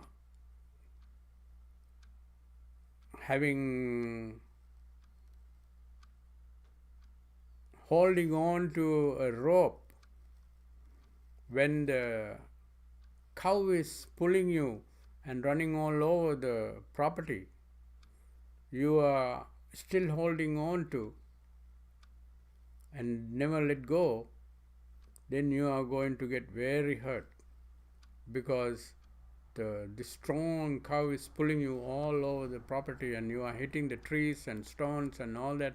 You get so damaged and so hurt. But the right attitude, let him go. So you let the rope go, and that is nekkhamma sankappa. Vyapada Sankappa, Avihingsa Sankappa. I want to get revenge of this guy who did this to me. Or do you want to let him go? Or you want to not to be hateful about this person who did something wrong to you? What is right? What is better for you? So you start practicing non-violence. You start practicing letting go. You start practicing non-hating. So this is something that is the second link of the Eightfold Path. Sammavacha. Always use the good language, beneficial, pleasant, and truthful language. Sammavacha. See, it is going to be helpful in order to reduce your frustration and fear, which is suffering. Frustration and fear is the two sides of suffering that we are trying to eliminate. All human beings are trying to eliminate frustration and fear, but we do things that increase more fear and more frustration. That is the difference between being a Buddhist and being a person who don't have any idea what the Dharma is. So anyway, today we end of the Dhamma talk. Complete sermon is very short. We already actually covered. These are the Four Noble Truths, which is dukkha, what is suffering is, to be fully understood. What is tanha, the cause of suffering, to be eliminated. Solution to the suffering should be enjoyed and experienced. Something that you personally realized. And then the last thing, the Four Noble Truth is Eightfold Path, which is middle path, which is the practice to be cultivated to the fullest. Cultivating it to the fullest means eliminating the cause of the problem to the fullest.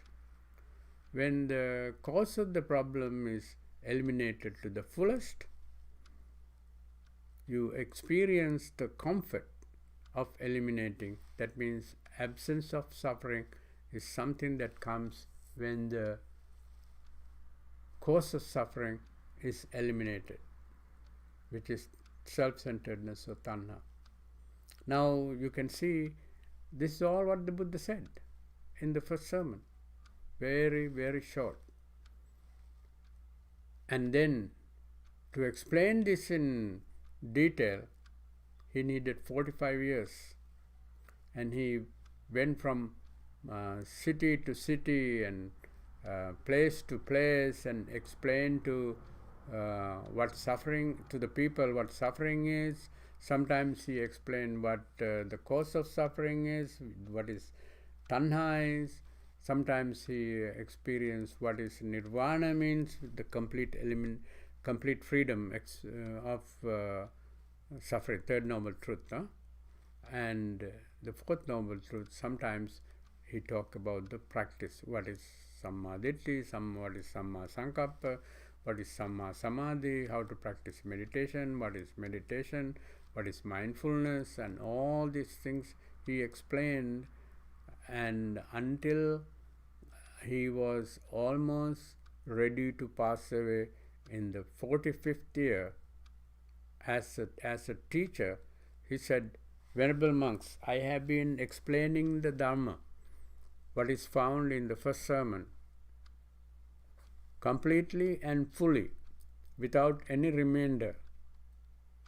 I have given all the detail that you need to know to overcome suffering, to be the happiest people in the world. But if you still have any question.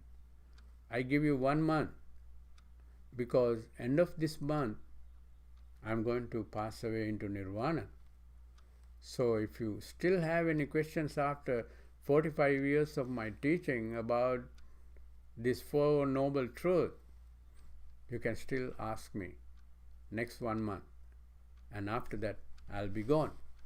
So just like he said, end of the 30th day, he was very feeble. He was 80 years old, and he said goodbye to everyone. A lot of people were very sad who were not enlightened. Those people who were enlightened were sad for other people not being able to have a teacher like the Buddha for themselves to ask questions and learn from. And there was the enlightened people were sad for other people, but that sad is not personal sadness like in our case. When we lose something, we are sad because we lost something. It's personal lost, right? And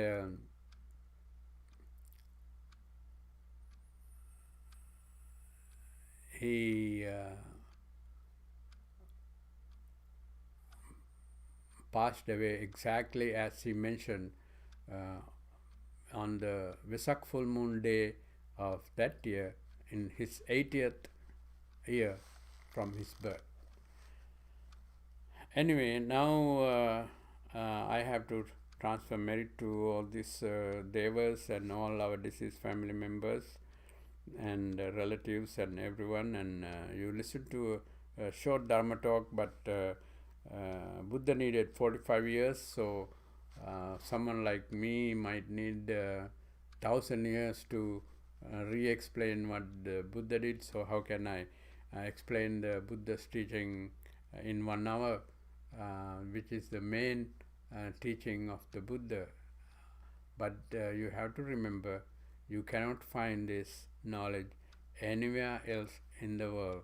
Any philosopher, any spiritual teacher, or any other teacher would never be able to teach what he taught on the Esala full moon day 2600 years ago. And only a Buddha can understood personally, directly for himself or herself, and teach others. But all the other enlightened people after the Buddha only repeated what the Buddha said. That means all monks, when they teach Dhamma, they are repeating what the Buddha said according to their understanding. So Buddha, Swayambhu Jnana, self-born wisdom, is not something that came from heaven or some god, is a revelation. No, it's a Buddha's own discovery.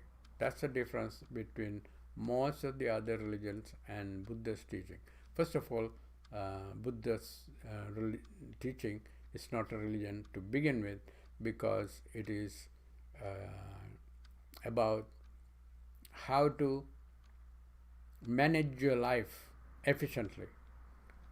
That has nothing to do with the religion, right?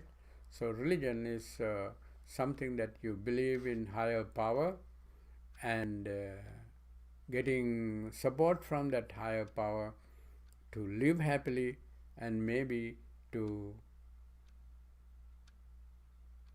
enter heaven or some other place instead of this place. So that is religion. This one is a series of practices that help you to improve your level of comfort. That has nothing to do with any religion, because there's no belief to begin with. Religion is always starting with the belief, but this is beginning with view, vision, understanding, right understanding.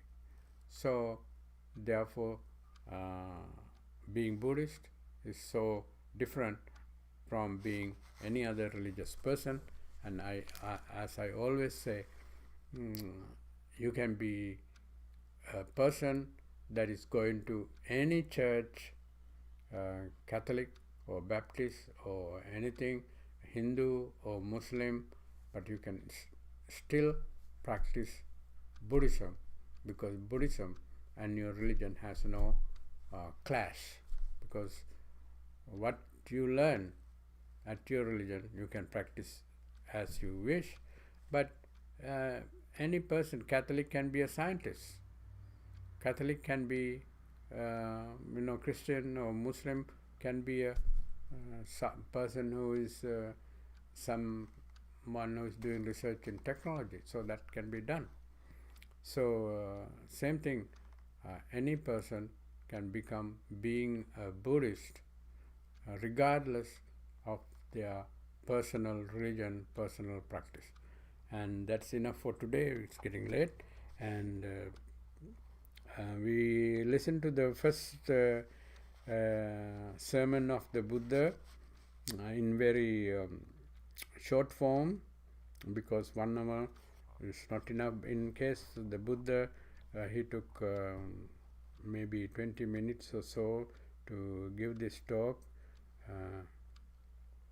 but this is the ultimate wisdom of the universe, and by listening to and encouraging you to learn more about the teachings of the Buddha, I hope this talk would have been helpful. And by listening to the Dhamma talk, you generated a lot of merit. By the power of the merit, may you all be happy, may you all be joyful, may all your relatives and family members and friends be also happy and joyful. And as I mentioned earlier, the sponsor for this Esala full moon retreat is Mr. and Mrs. Gamini Javira, and may their family members and may all our family members also be happy and joyful wherever they may be born at this time. So with these thoughts in your mind, please say sadhu, sadhu, sadhu. Also let us share the merit with all the devas, all the celestial beings who participated in this listening to this Dhamma talk. May they also be able to attain ultimate peace as a result of listening to the Dhamma. With these thoughts in our mind, everyone please say sadhu, sadhu, sadhu. Finally, may we all be able to live comfortably as long as we live in this samsara, and ultimately may we all attain perfect peace that is taught in the first sermon of the Buddha, that is taught by all Buddhas. With these thoughts in your mind, please say sadhu, sadhu, sadhu, sadhu, sadhu, sadhu, sadhu. Okay, Dhamma talk is complete at this time, and now we have a break.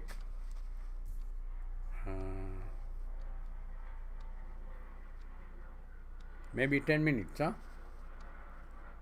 We will be back. Now we went a little bit over, so maybe 10 minutes over. So we get together in 10 minutes, and I'll be back in 10 minutes, and then we have meditation. It's supposed to be 10:45, but now it could be 10:50 or 10:52 something, and then we have the Buddha Puja and the lunch after that, and now we take the break, and we'll be back soon. Thank you.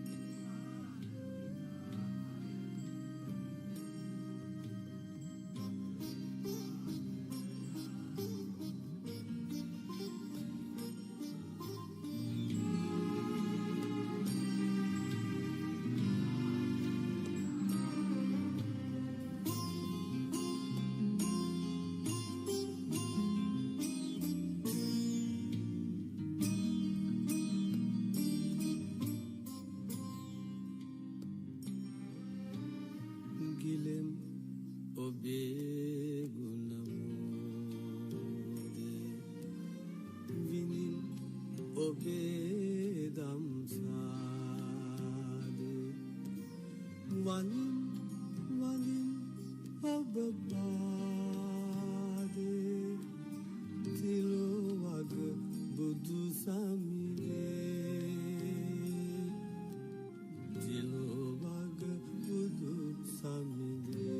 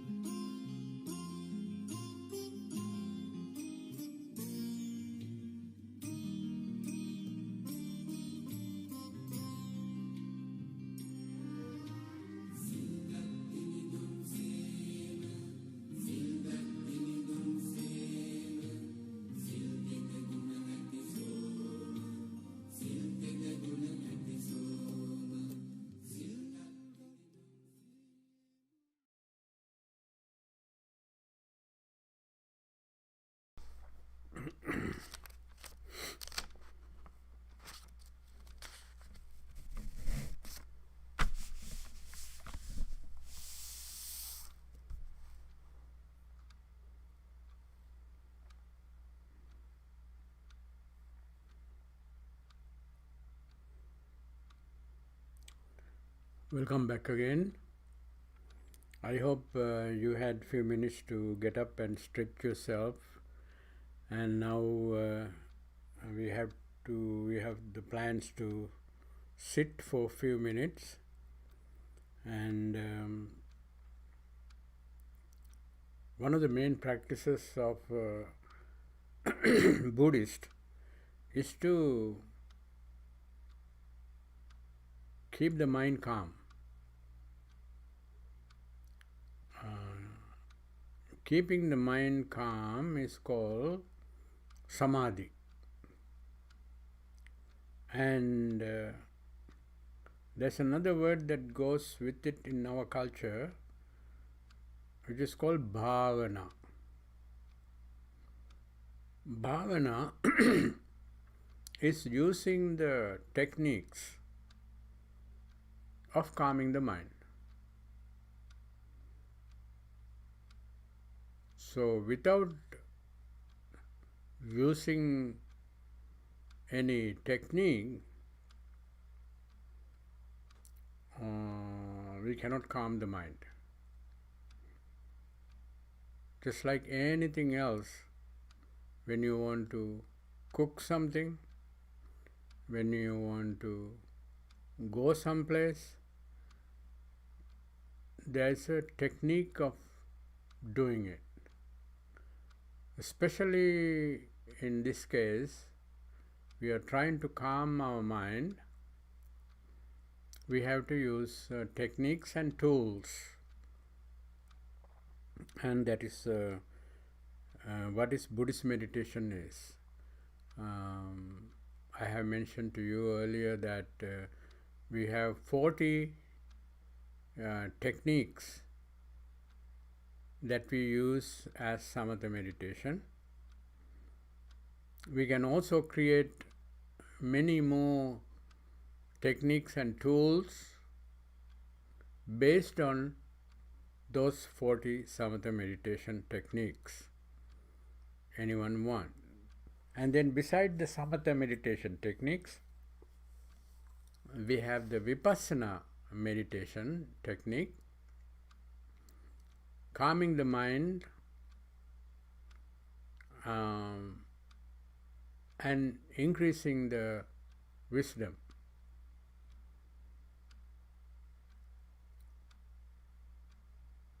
Insight. Wisdom, the other word for wisdom is insight. So when you cultivate samatha meditation,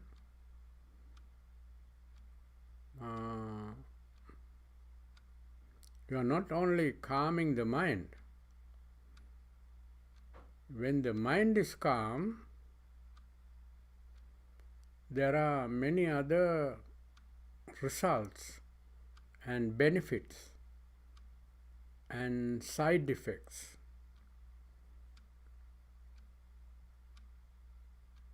Some of the meditation techniques are specially for generating those effects.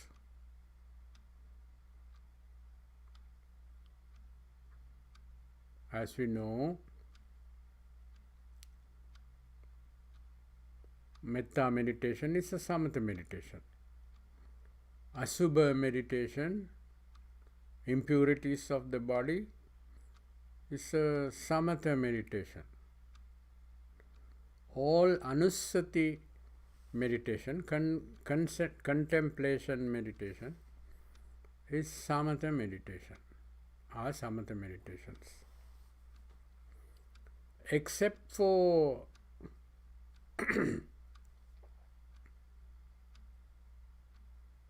kasina meditation.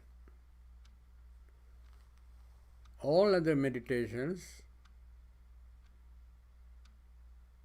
have a purpose of refining our emotions. So when you say that Buddhists calm their mind, that means calm their emotions.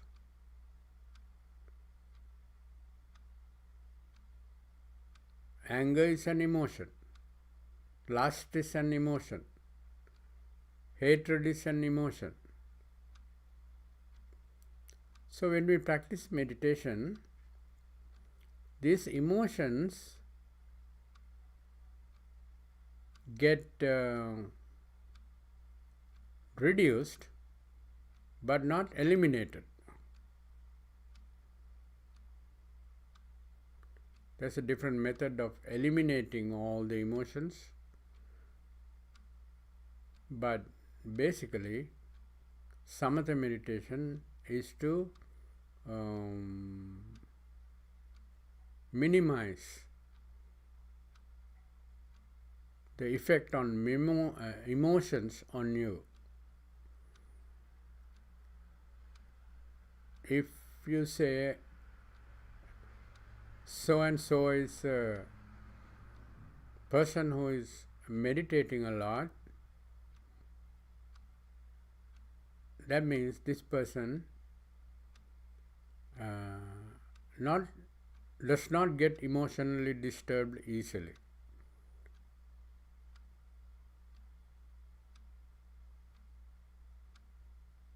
In the case of person who has not meditated, they get irritated when somebody says something, somebody does something.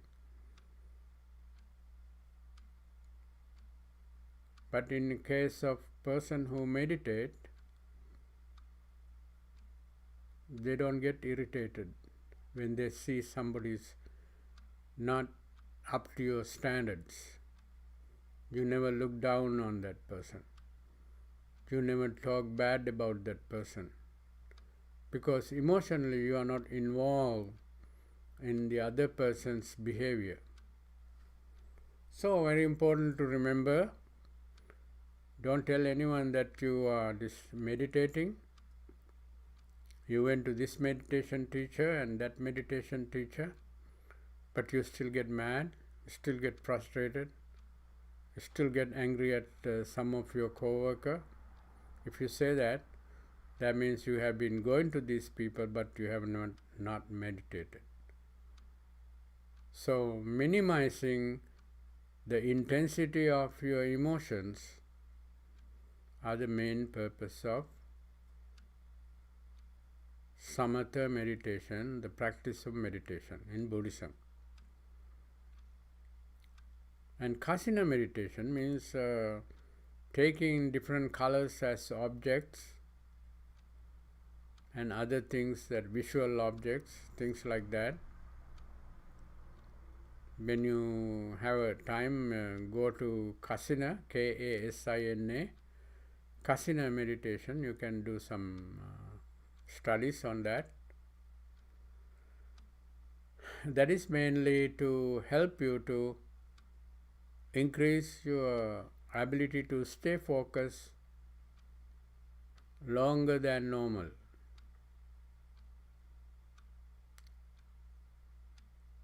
Attention deficit disorder is a highly talk about subject in the West here.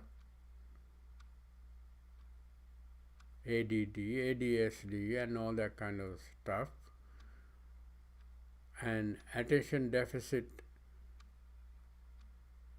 is a problem of children, but it's a problem of all of us. Because of the deficit of attention, we make so many mistakes in driving and talking and writing and other situations. We make mistakes because of lack of attention. Lack of attention means lack of focus.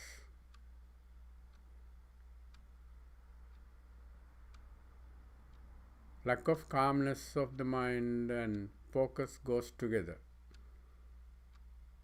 When the mind gets focused on another selected object, there is no room for an emotion to arise.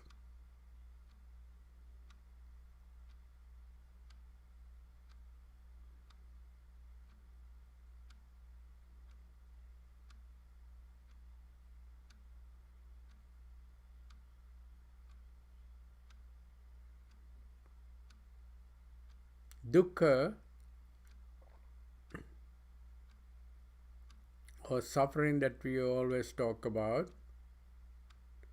is caused by lack of emotions. Emotional refinement. Lack of emotional refinement.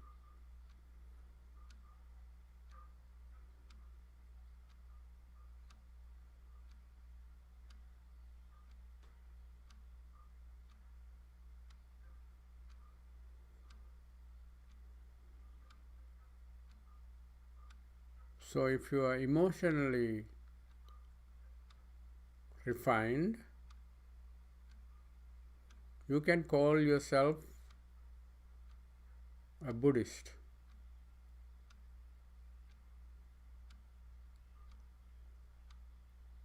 If you are still a person who is getting angry and jealous and fall in lust, fall in greed, that means you are not a great Buddhist, because these are all caused by emotions.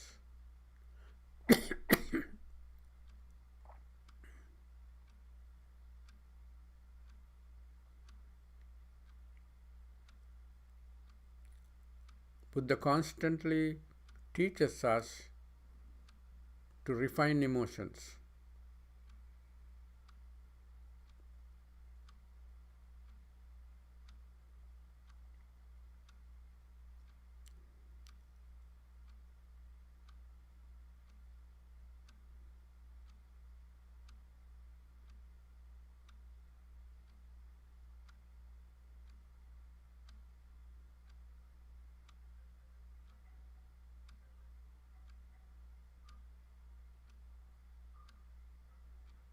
aggravation of emotions generate pain.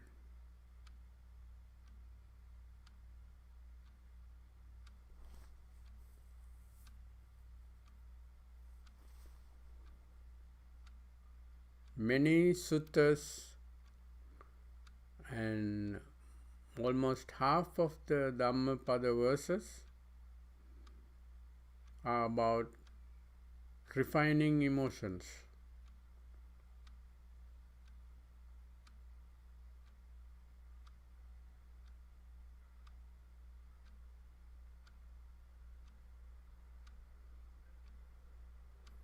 In the materialistic world,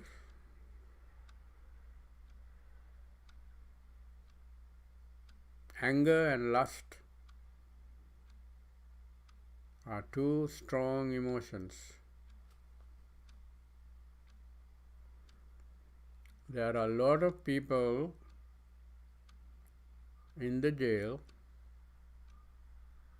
because of lack of control of anger. And some other people are in the jail because of the lack of control of lust, sensuality.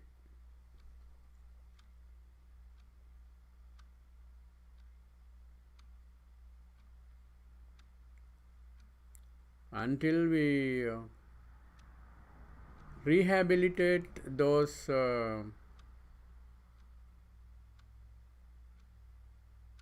offenders in jail through Buddhist techniques of refining emotions or something similar to that, they will be coming back to jail or prison even after they release after a while. They are called repeated offenders.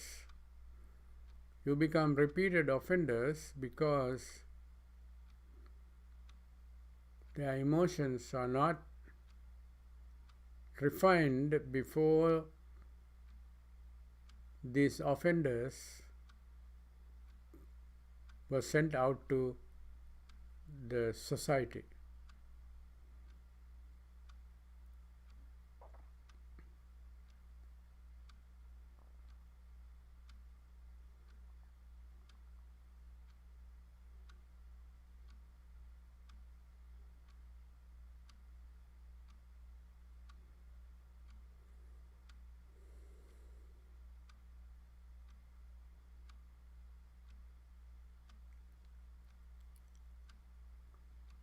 Let us visualize ourselves as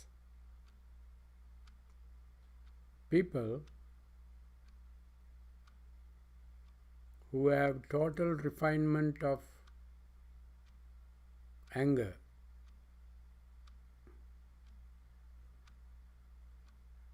We may not have the refinement totally, but we try to visualize ourselves as people who don't easily get angry.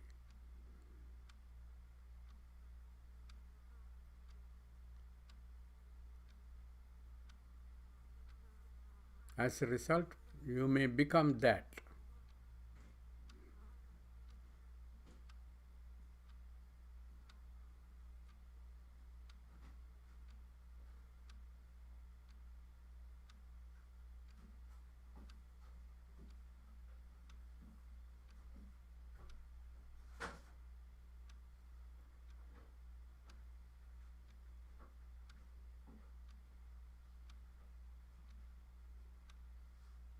May I be a person, or I want to be a person. I am trying my best to be a person who is free from this emotion called anger.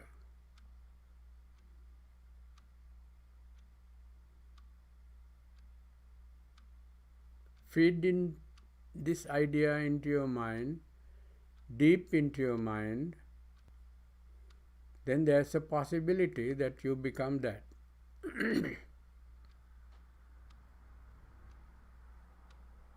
You try to visualize yourself as a person who is free from anger.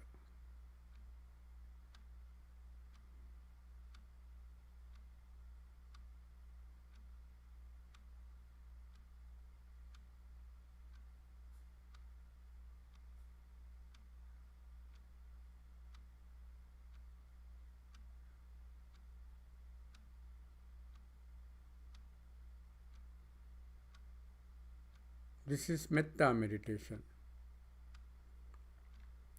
Trying to visualize yourself or creating your image to be a person's image that is free from anger, which is an emotion. I don't want to be a victim of this emotion.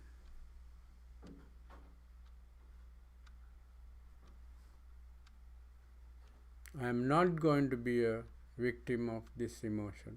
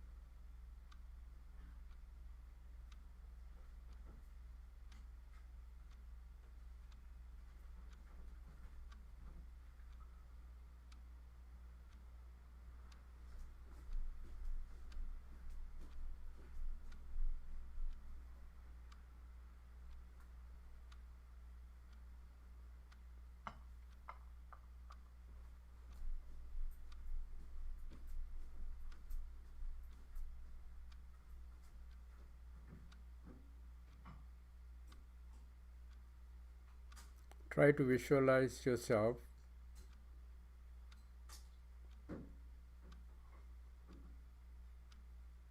at home in relation to your spouses, in relation to your children and other family members, at work with other co-workers.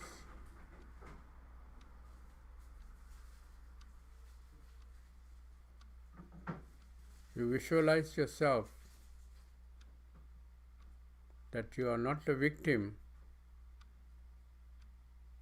of your own anger.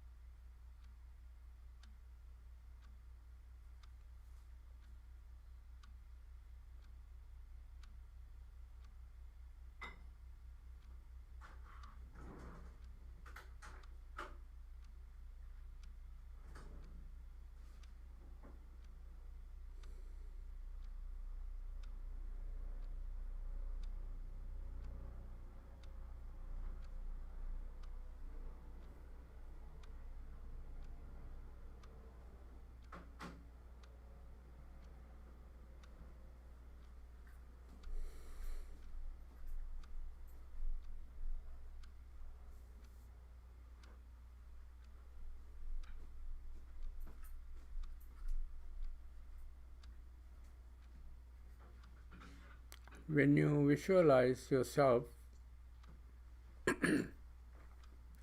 to be a person who is not a victim of your own emotions, after a while you will find that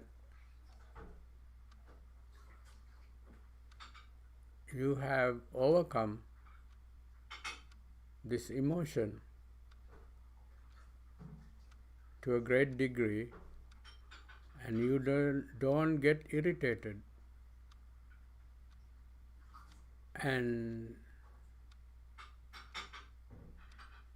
agitated by seeing people behave in a certain way that you don't like.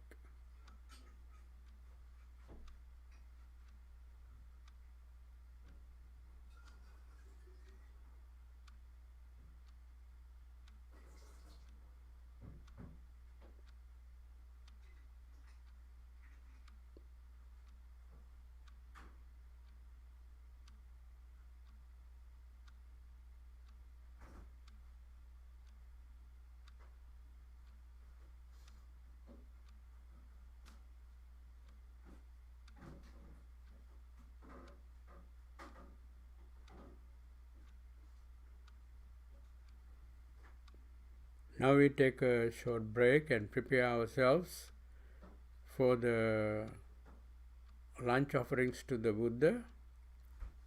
The Bhante Shanta is ready with Buddha Puja now, and you can stay right there. And being a calm person, peaceful person,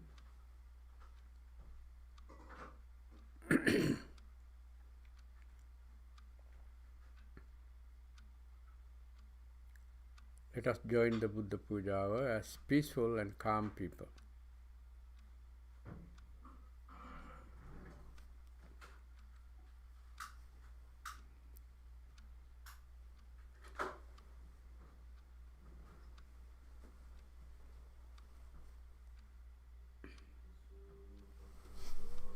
Arahang Samma Sambuddho Vijjacharana Sampanno Sugato Lokavidu Anuttaro Purisadhamma Sarati Satta Deva Manussanam Buddho Bhagavati Iti Piso Bhagava Arahang Samma Sambuddho Vijjacharana Sampanno Sugato Lokavidu Anuttaro Purisadhamma Sarati Satta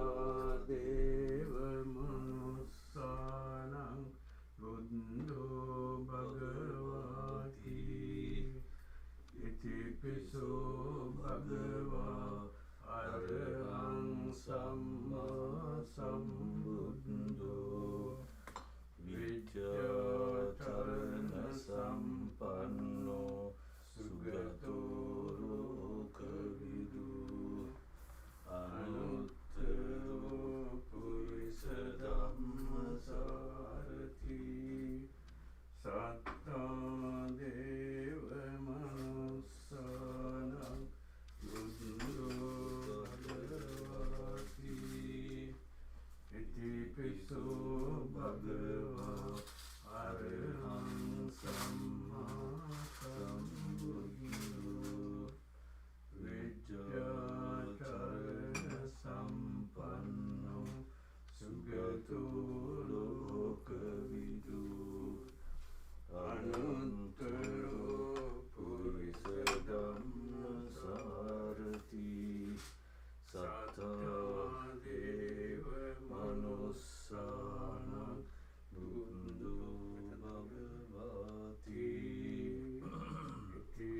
Itipiso Bhagava Arahang Samma Sambuddho Vidyacharana Sampanno Sugato Lokavidu Anantaro Purisadhamma Sarati Satta Deva Manussanam Buddho Bhagavati.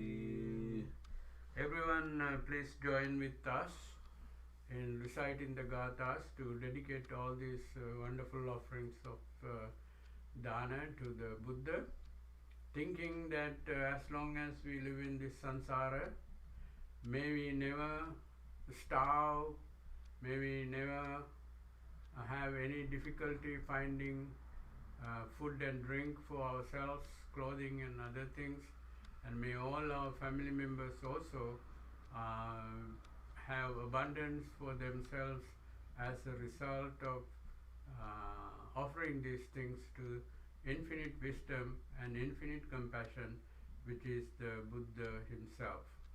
So with these thoughts in our mind, join with us reciting gathas. Today's dana is offered by Daya and Ramani De Silva in memory of their parents, and so we wish all of you and all of their family members and all of your parents also comfort and happiness wherever they may be born at this time. Namo tassa bhagavato arahato samma sambuddhassa. Namo tassa bhagavato arahato samma sambuddhassa. Namo tassa bhagavato arahato samma sambuddhassa.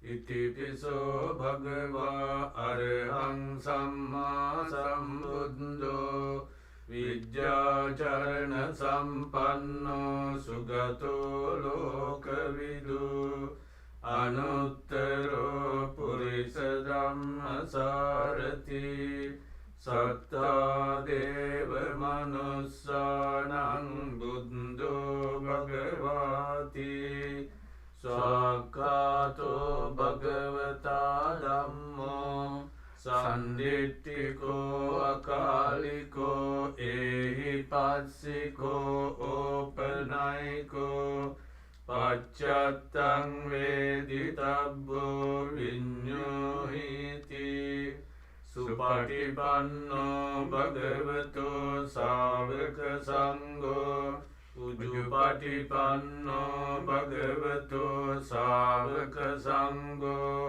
Nyayapatipanno Bhagavato Savaka Sangho Samicipatipanno Bhagavato Savaka Sangho Yadidan Chattari Purisa Yugani Atta Purisa Puggala Esa Bhagavato Savaka Sangho Ahuneyo Pahuneyo Dakhineyo Anjali Karaniyo Anuttarang Punyakhetang Lokasati Vandami Chetiyang Sabbang Sabbatani Supatititang Saririka Dhatu Mahabodhing Buddha Rupang Sakalang Sada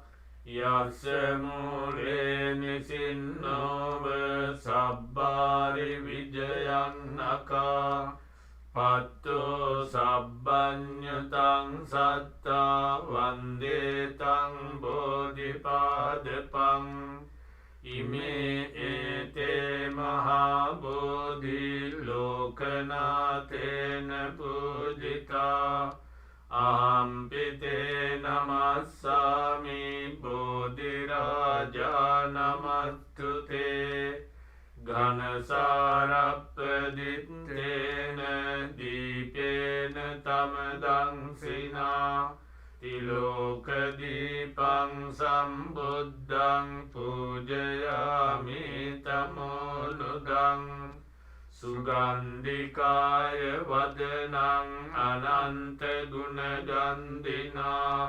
සුගන්ධිනාහං ගන්ධේන පූජයාමි තථාගතං වන්නගන්ධ ගුණෝපේතං ඒතං කුසුම සන්තතින් පූජයාමි මුනින්දස්ස සිරිපාද සරෝරුහේ පූජේමි බුද්ධං කුසුමේන නේන පුඤ්ඤේන මේතේන ච හෝතු මොක්ඛං පුප්පං මිලායාති යතාහි ධම්මේ කායෝ තථායාති විනාශ භාවං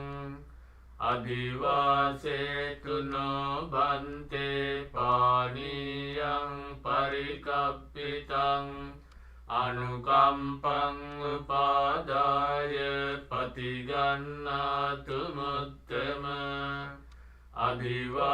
අදිවාසේතුනෝ බන්තේ භෝජනං පරිකප්පිතං අනුකම්පං උපාදාය පතිගන්නාතු මුත්තම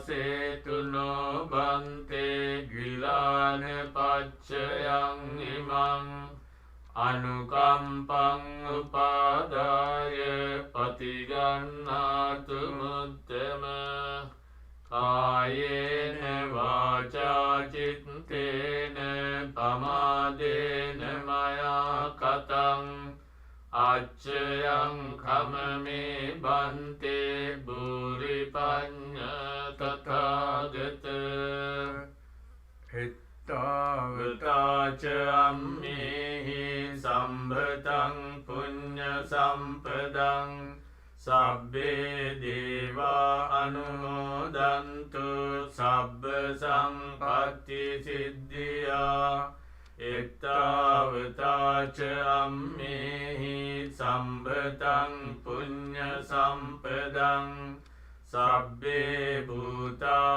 අනුමෝදන්තු සබ්බ සම්පත්ති සිද්ධියා එත්තාවතාච අම්මේහි සම්භතං පුඤ්ඤ සම්පදං සබ්බේ සත්තා අනුමෝදන්තු සබ්බ සම්පත්ති සිද්ධියා ඉදම්මේ ඥාතිනං හෝතු සුඛිතා හොන්තු ඥාතයෝ ඉදම්මේ ඥාතිනං හෝතු සුඛිතා හොන්තු ඥාතයෝ ඉදම්මේ ඥාතිනං හෝතු සුඛිතා හොන්තු ඥාතයෝ ඉමිනා පුඤ්ඤ කම්මේන මාමේ බාල සමාගමෝ සතං සමාගමෝ හෝතු යාව නිබ්බානපත්තියා ඉමිනා පුඤ්ඤ කම්මේන මාමේ බාල සමාගමෝ සතං සමාගමෝ හෝතු යාව නිබ්බානපත්තියා ඉමිනා පුඤ්ඤ කම්මේන මාමේ බාල සමාගමෝ සතං සමාගමෝ හෝතු යාව නිබ්බානපත්තියා සාදු සාදු සාදු සාදු.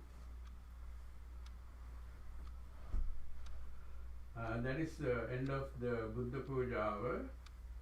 And now for everyone this is the time for lunch, and everyone who observe 8 precepts can participate in your lunch and take your lunch, and then until 1:15 you have a break, but during this break you sit calmly and quietly at a peaceful place in your house if you want to read the book or recite Pirit, that would be nice. It's a good way to spend the break time. And 1:15 Bhante Shanta will come and give a Dhamma talk in Sinhala, and you can participate in that one. And I also want to mention the beautiful flower arrangement, the red roses here especially sent for Esala full moon day by someone in Los Angeles, Miss Nisha Pereira, and in memory of her parents and her husband's parents, and may they all be happy and joyful. And that flower arrangement is a wonderful, big, beautiful flower arrangement, and we mention this name for their benefit. And may you all be happy, and may you all be well. Thank you.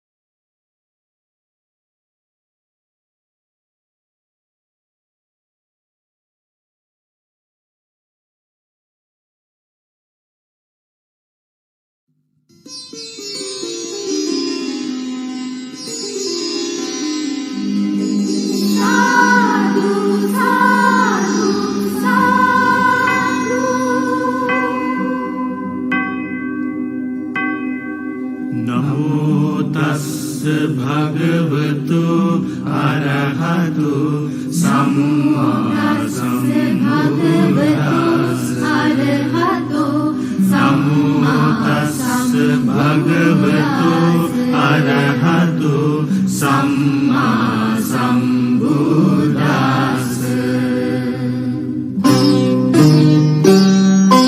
පාරමිතා බල පූරිත පූජිත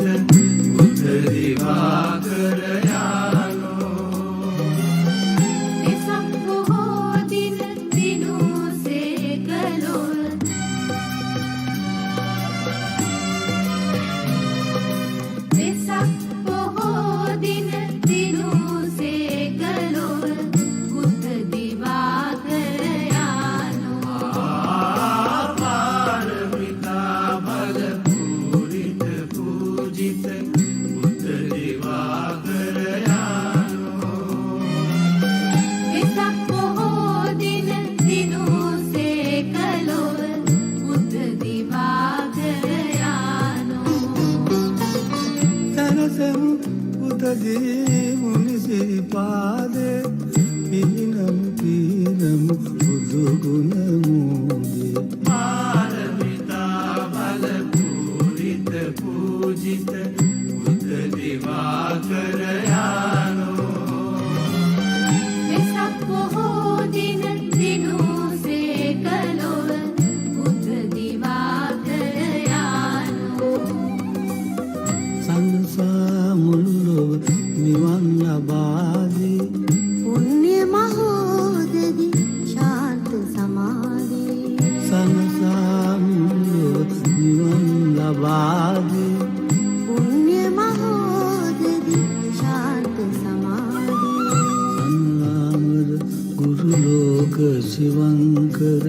බුද්ධ දිවාකරයානු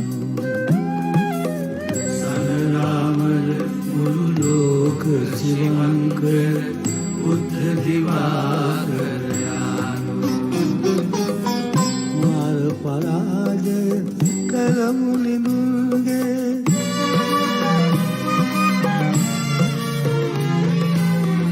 මාර පරාජය කරමුනිදුන්ගේ කරුණාසීතල මෙත්සාරා කරාවසි තුන්ලෝතලයේ දුක් ගිමන්නිවා අම්සෙතතාරා උදුරෙස් කෙටිවී නැගියාලෝකේ විසයයි දුකඳුරු මුළු තුන් ලෝකේ උදුරෙස් කෙටිවී නැගියාලෝකේ විසයයි දුකඳුරු මුළු තුන් ලෝකේ පාරමිතා බල පූරිත පූජිත බුද්ධ දිවාකරයානෝ වෙසක් පොහෝ දින දිනුසේ කලොව බුද්ධ දිවාකරයානෝ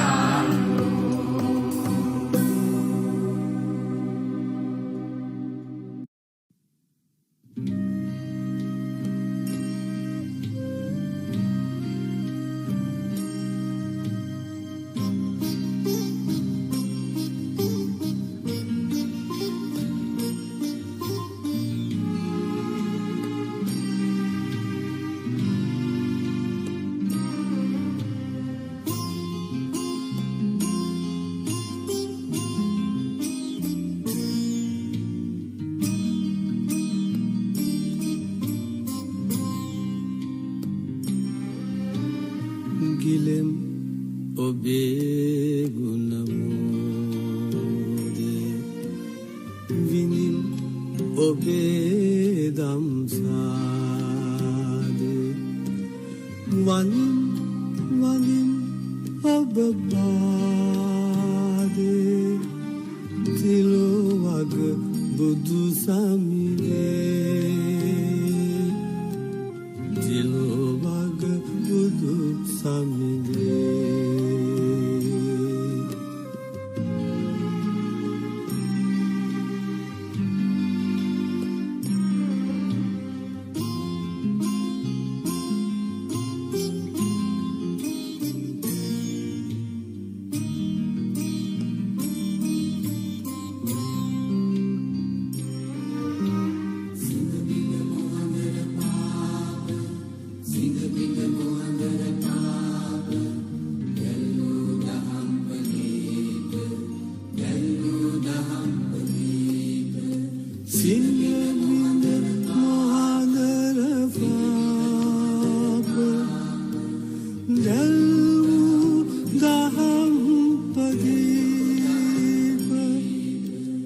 හෙලිකල අප හෙළදීප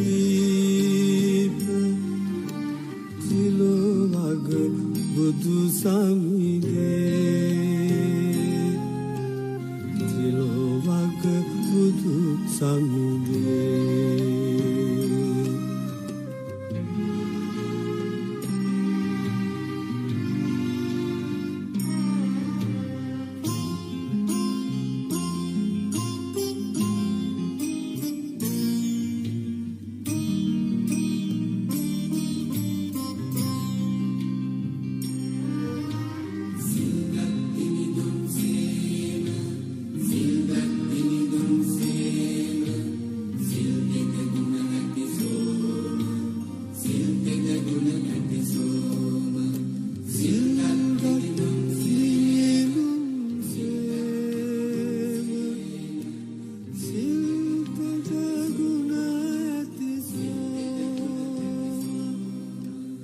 සත පට පෑ මව්පේම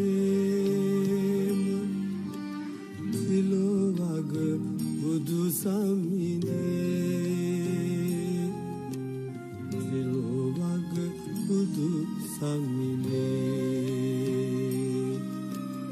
ගිලෙම් ඔබේ ගුණමෝදේ විඳින් ඔබ ඔබේ දම්සාවේ වනින් වනින් ඔබ පාදේ තිලෝවග බුදු සමිඳේ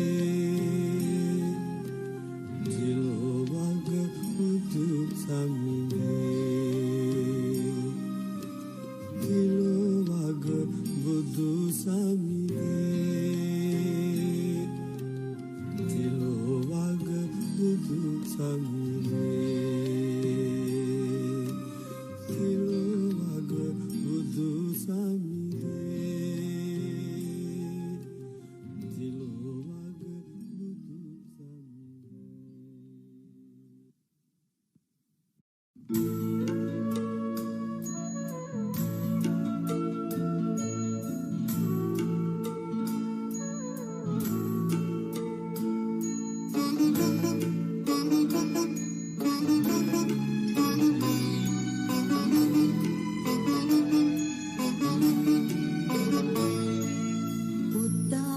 බුද්ධානුභාවීන සිත්විත් පහන්නේ මෙත් මල් පිපිලා මුදිතා ජලාසේ නංවා ප්‍රභාලුතුරා රශ්මි මාලා එළදෙරන ජන ජය ජය මංගලානි එළදෙරන ජන ජය ජය මංගලානි බුද්ධානුභාවීන සිත්විත් පහන්නේ මෙත් මල් පිපිලා මුදිතා ජලාසේ නංවා ප්‍රභාලුතුරා රශ්මි මාලා එළදෙරන ජන ජය ජය මංගලානි එළදෙරන ජන ජය ජය මංගලානි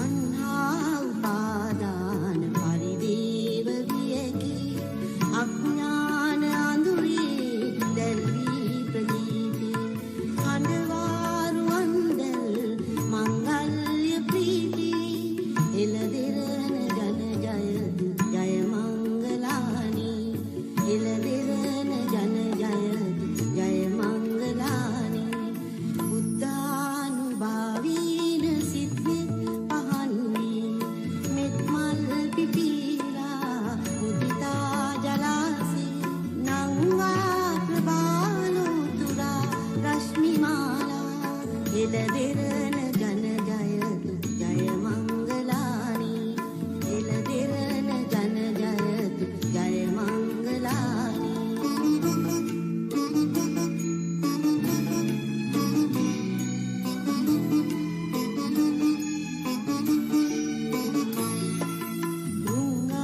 ගංගාවලීරාව ප්‍රතිරාව නංවා බන්ධා ප්‍රසංසා ජය කේතු කේරි දසතින් ගලා ක්ෂීර පායාස ධාරා එළදෙරන ජන ජය මංගලානි එළදෙරන ජන ජය මංගලානි බුද්ධානුභාවීන සිත්විත් පහන්නේ මෙත් මල් පිපිලා මුදිතා ජලාසේ නංවා ප්‍රභාලුතුරා රශ්මි මාලා එළදෙරන ජන ජය මංගලානි එළදෙරන ජන ජය මංගලානි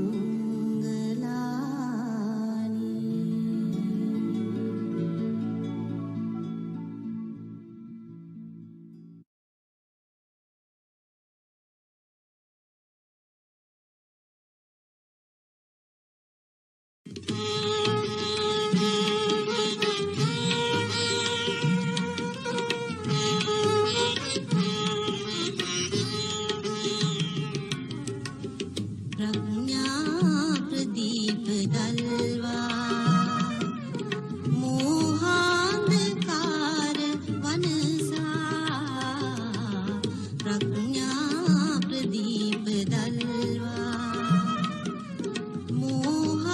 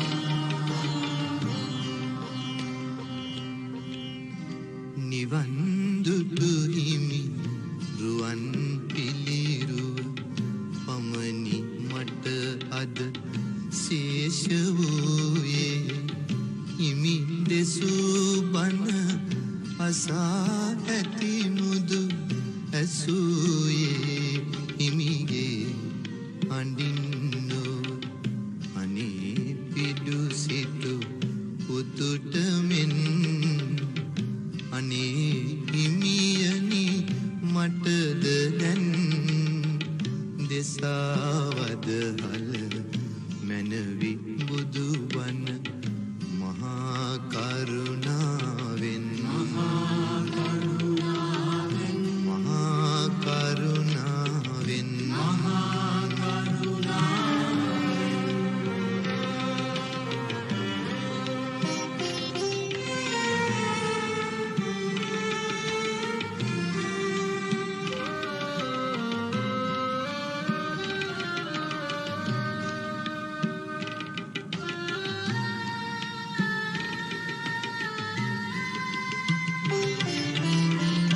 ගලක් වීනම් මමත් ඉවසමි යකුළු පහරද කැපීවෙන් වෙන ඔබේ පිළිරුව නිම කරන්නට කලාකරුවකු අතින් ලැබෙනා එයින් හිමිහුරු කලා වූ ශාන්තිය මට ලැබේවා මහා කරුණාවෙන් මහා කරුණාවෙන් මහා කරුණාවෙන් මහා කරුණාවෙන්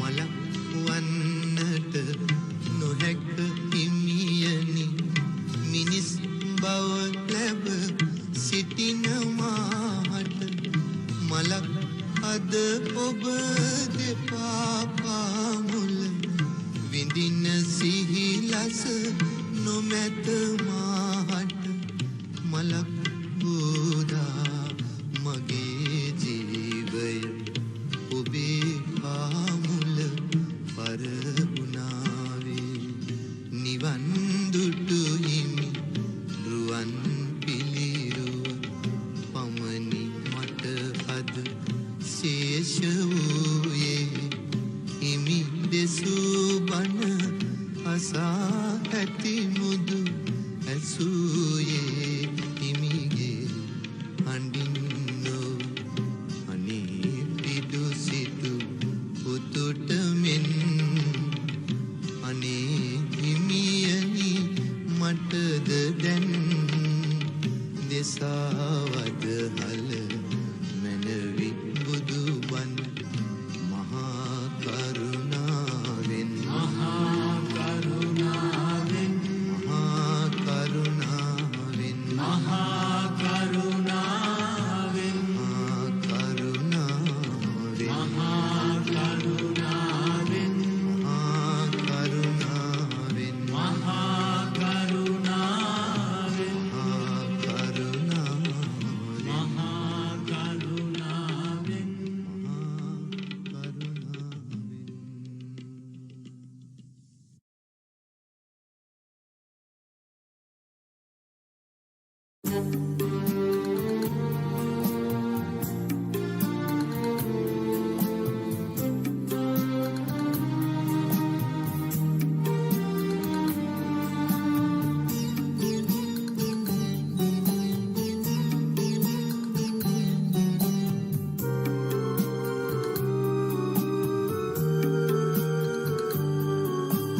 බුද්ධරාජ ධර්මරාජ ශාක්‍ය සිංහයානෝ ගෝර මාර කළ පරාද ධීර වීරයානෝ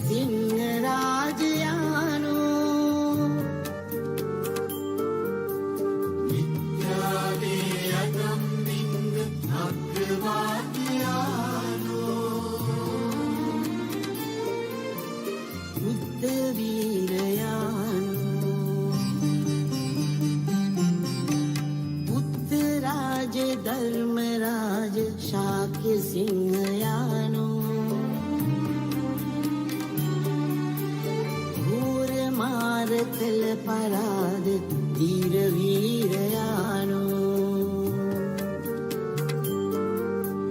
මහා පුරුෂයානෝ පුරුෂනි සභයානෝ බුද්ධ වීරයානෝ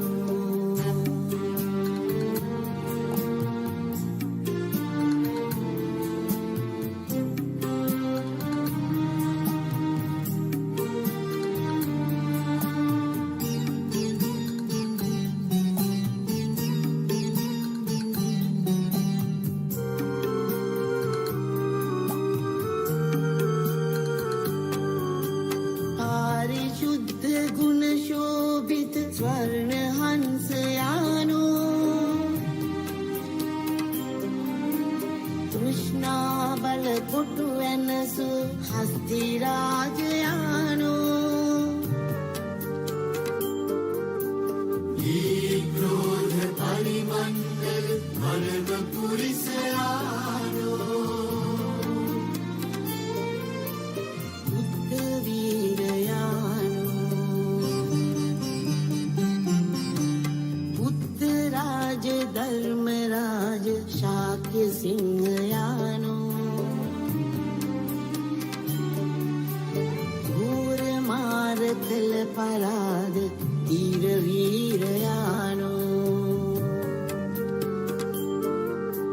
මහා පුරුෂයානෝ පුරුෂනි සභයානෝ බුද්ධ වීරයානෝ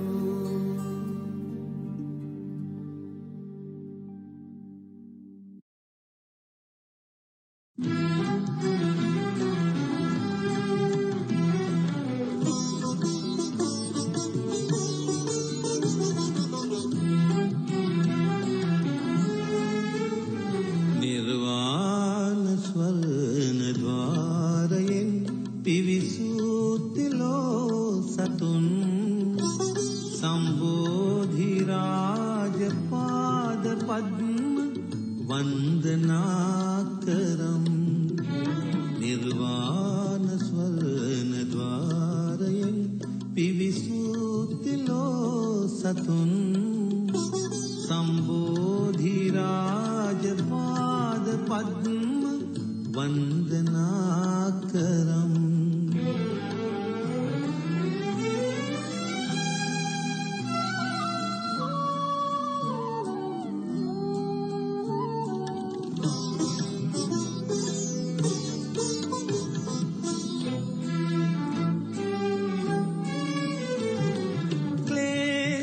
ක්ලේශතාපයේ ආනන්ත වේදනා ජලේ ක්ලේශතාපයේ ආනන්ත වේදනා ජලේ නෞකාවදම් අමාවදිම් නමානලල් තලේ නිර්වාණ ස්වර්ණ ద్వාරයෙන් පිවිසූතිලෝ සතුන් සම්බෝධි රාජ පාද පද්ම වන්දනා කරම්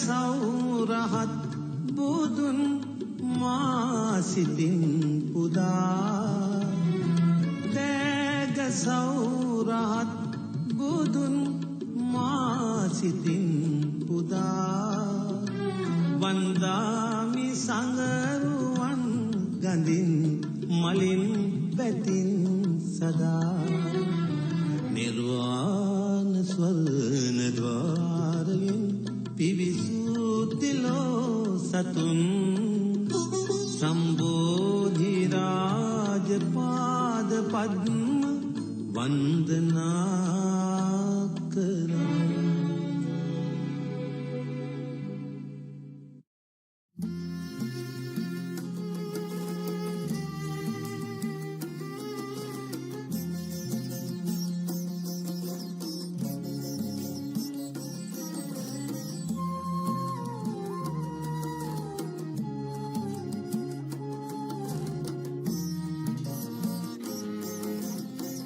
සඳ වතුරක් සේමෙත් සොමි ගුණේනා දිව මතුරක් සේ තුඩ තුඩ රඳනා සමිඳුනි ඔබ වේවා පියුම් ගොමු හදවිල් ජලයේ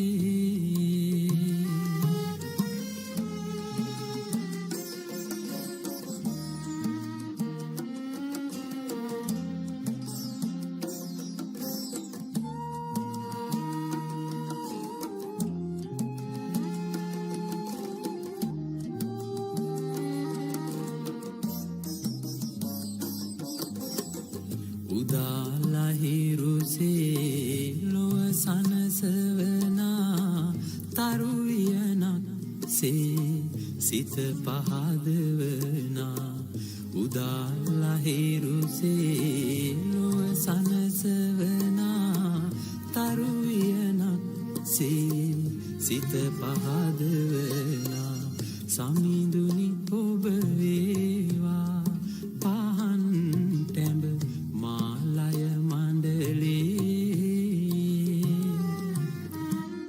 සඳ වතුරක් සේමෙත් සොමි ගුණේනා දිව මතුරක් සේ තුඩ තුඩ රඳනා සමිඳුනි ඔබ වේවා පියුම් ගොමු හදවිල් ජලයේ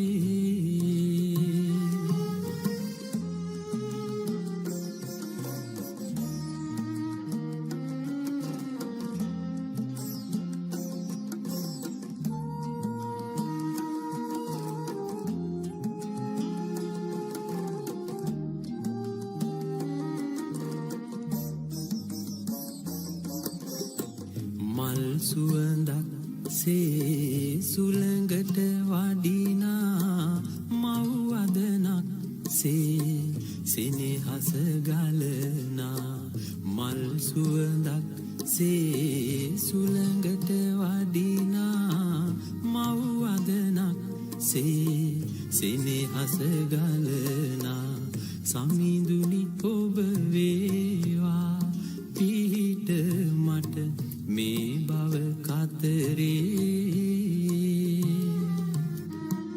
සඳ වතුරක් සේමෙත් සොමි ගුණේනා දිව මතුරක් සේ තුඩ තුඩ රඳනා සමිඳුනි ඔබ වේවා පියුම් ගොමු හදවිල් ජලයේ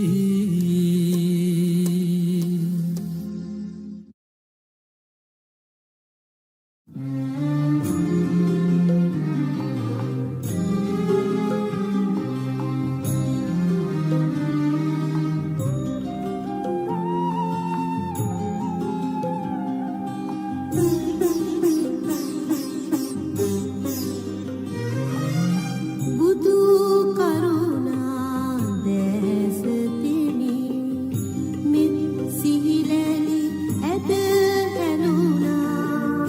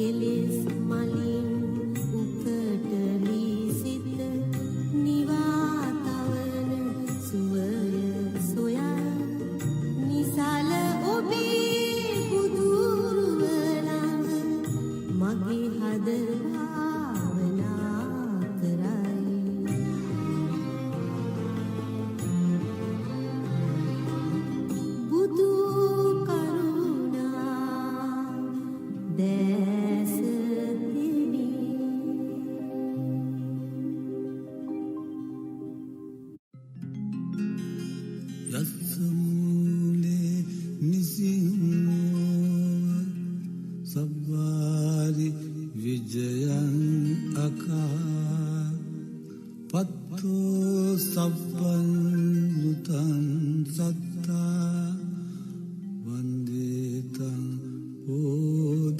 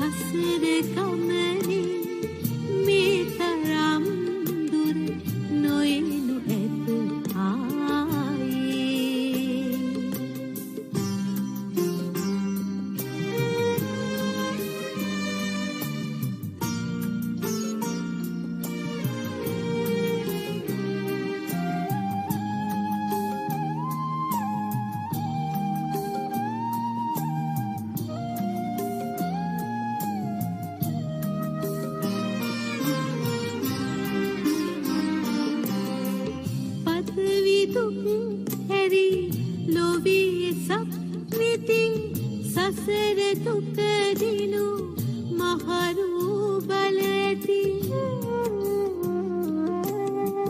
පතවි දුක් හැරි ලොවේ සප්නිති සසර දුක දිනු මහරු බලති අපි බුදුහාමුදුරුවෝ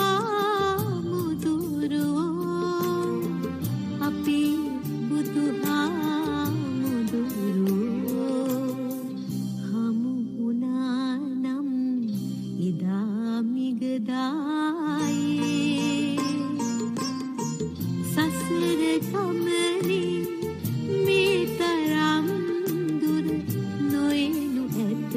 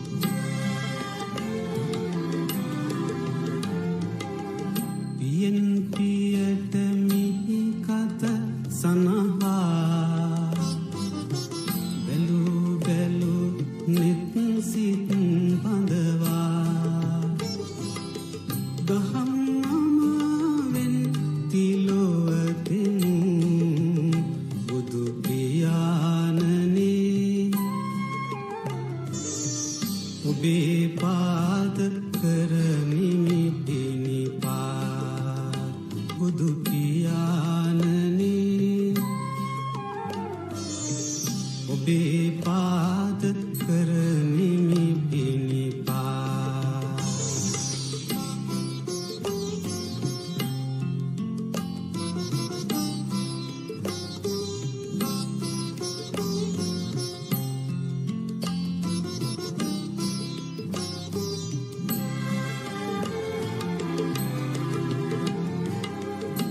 අසර සයුරකට නෞකාවයි නිමල අමිල මෙත් සිලිලාරයි ලොවේ අනදි ගුණදම් මුහුදයි බුදු පියා මගේ භවේ අඳුර නැසුමිනි පානයි බුදු පියා මගේ භවේ අඳුර නැසුමිනි පානයි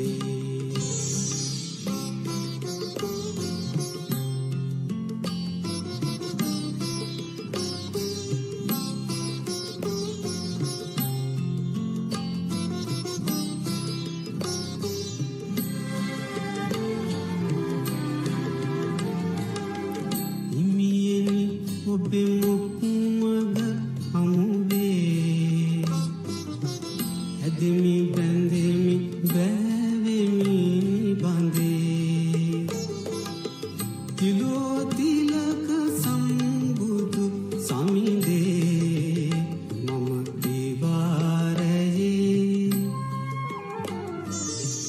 ගිලිනහමි නිය කැන්දාරේ මම දිවාරයේ ගිලිනහමි නිය කැන්දාරේ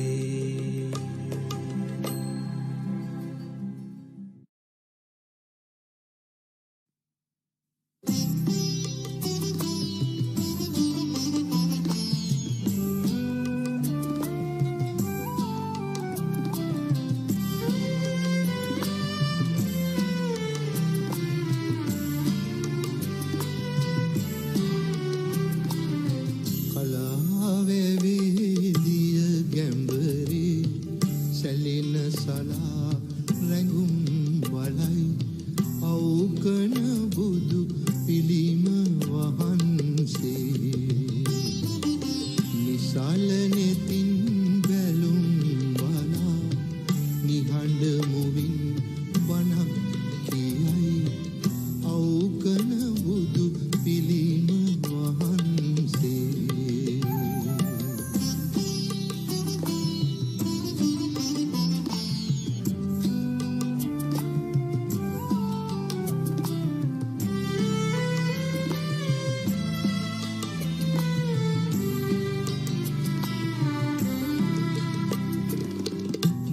ප්‍රඥාවේ යුග නඟුලෙන් ලොවේ කෙතේ සීසෑවා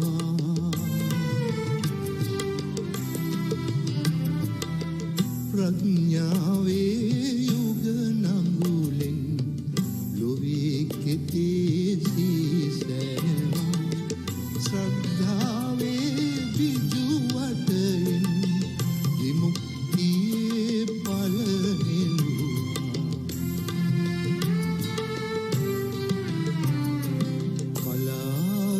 කලාවැවේදිය ගැඹරේ සැලෙන සලා රැඟුම් බලයි අවකන බුදු පිළිම වහන්සේ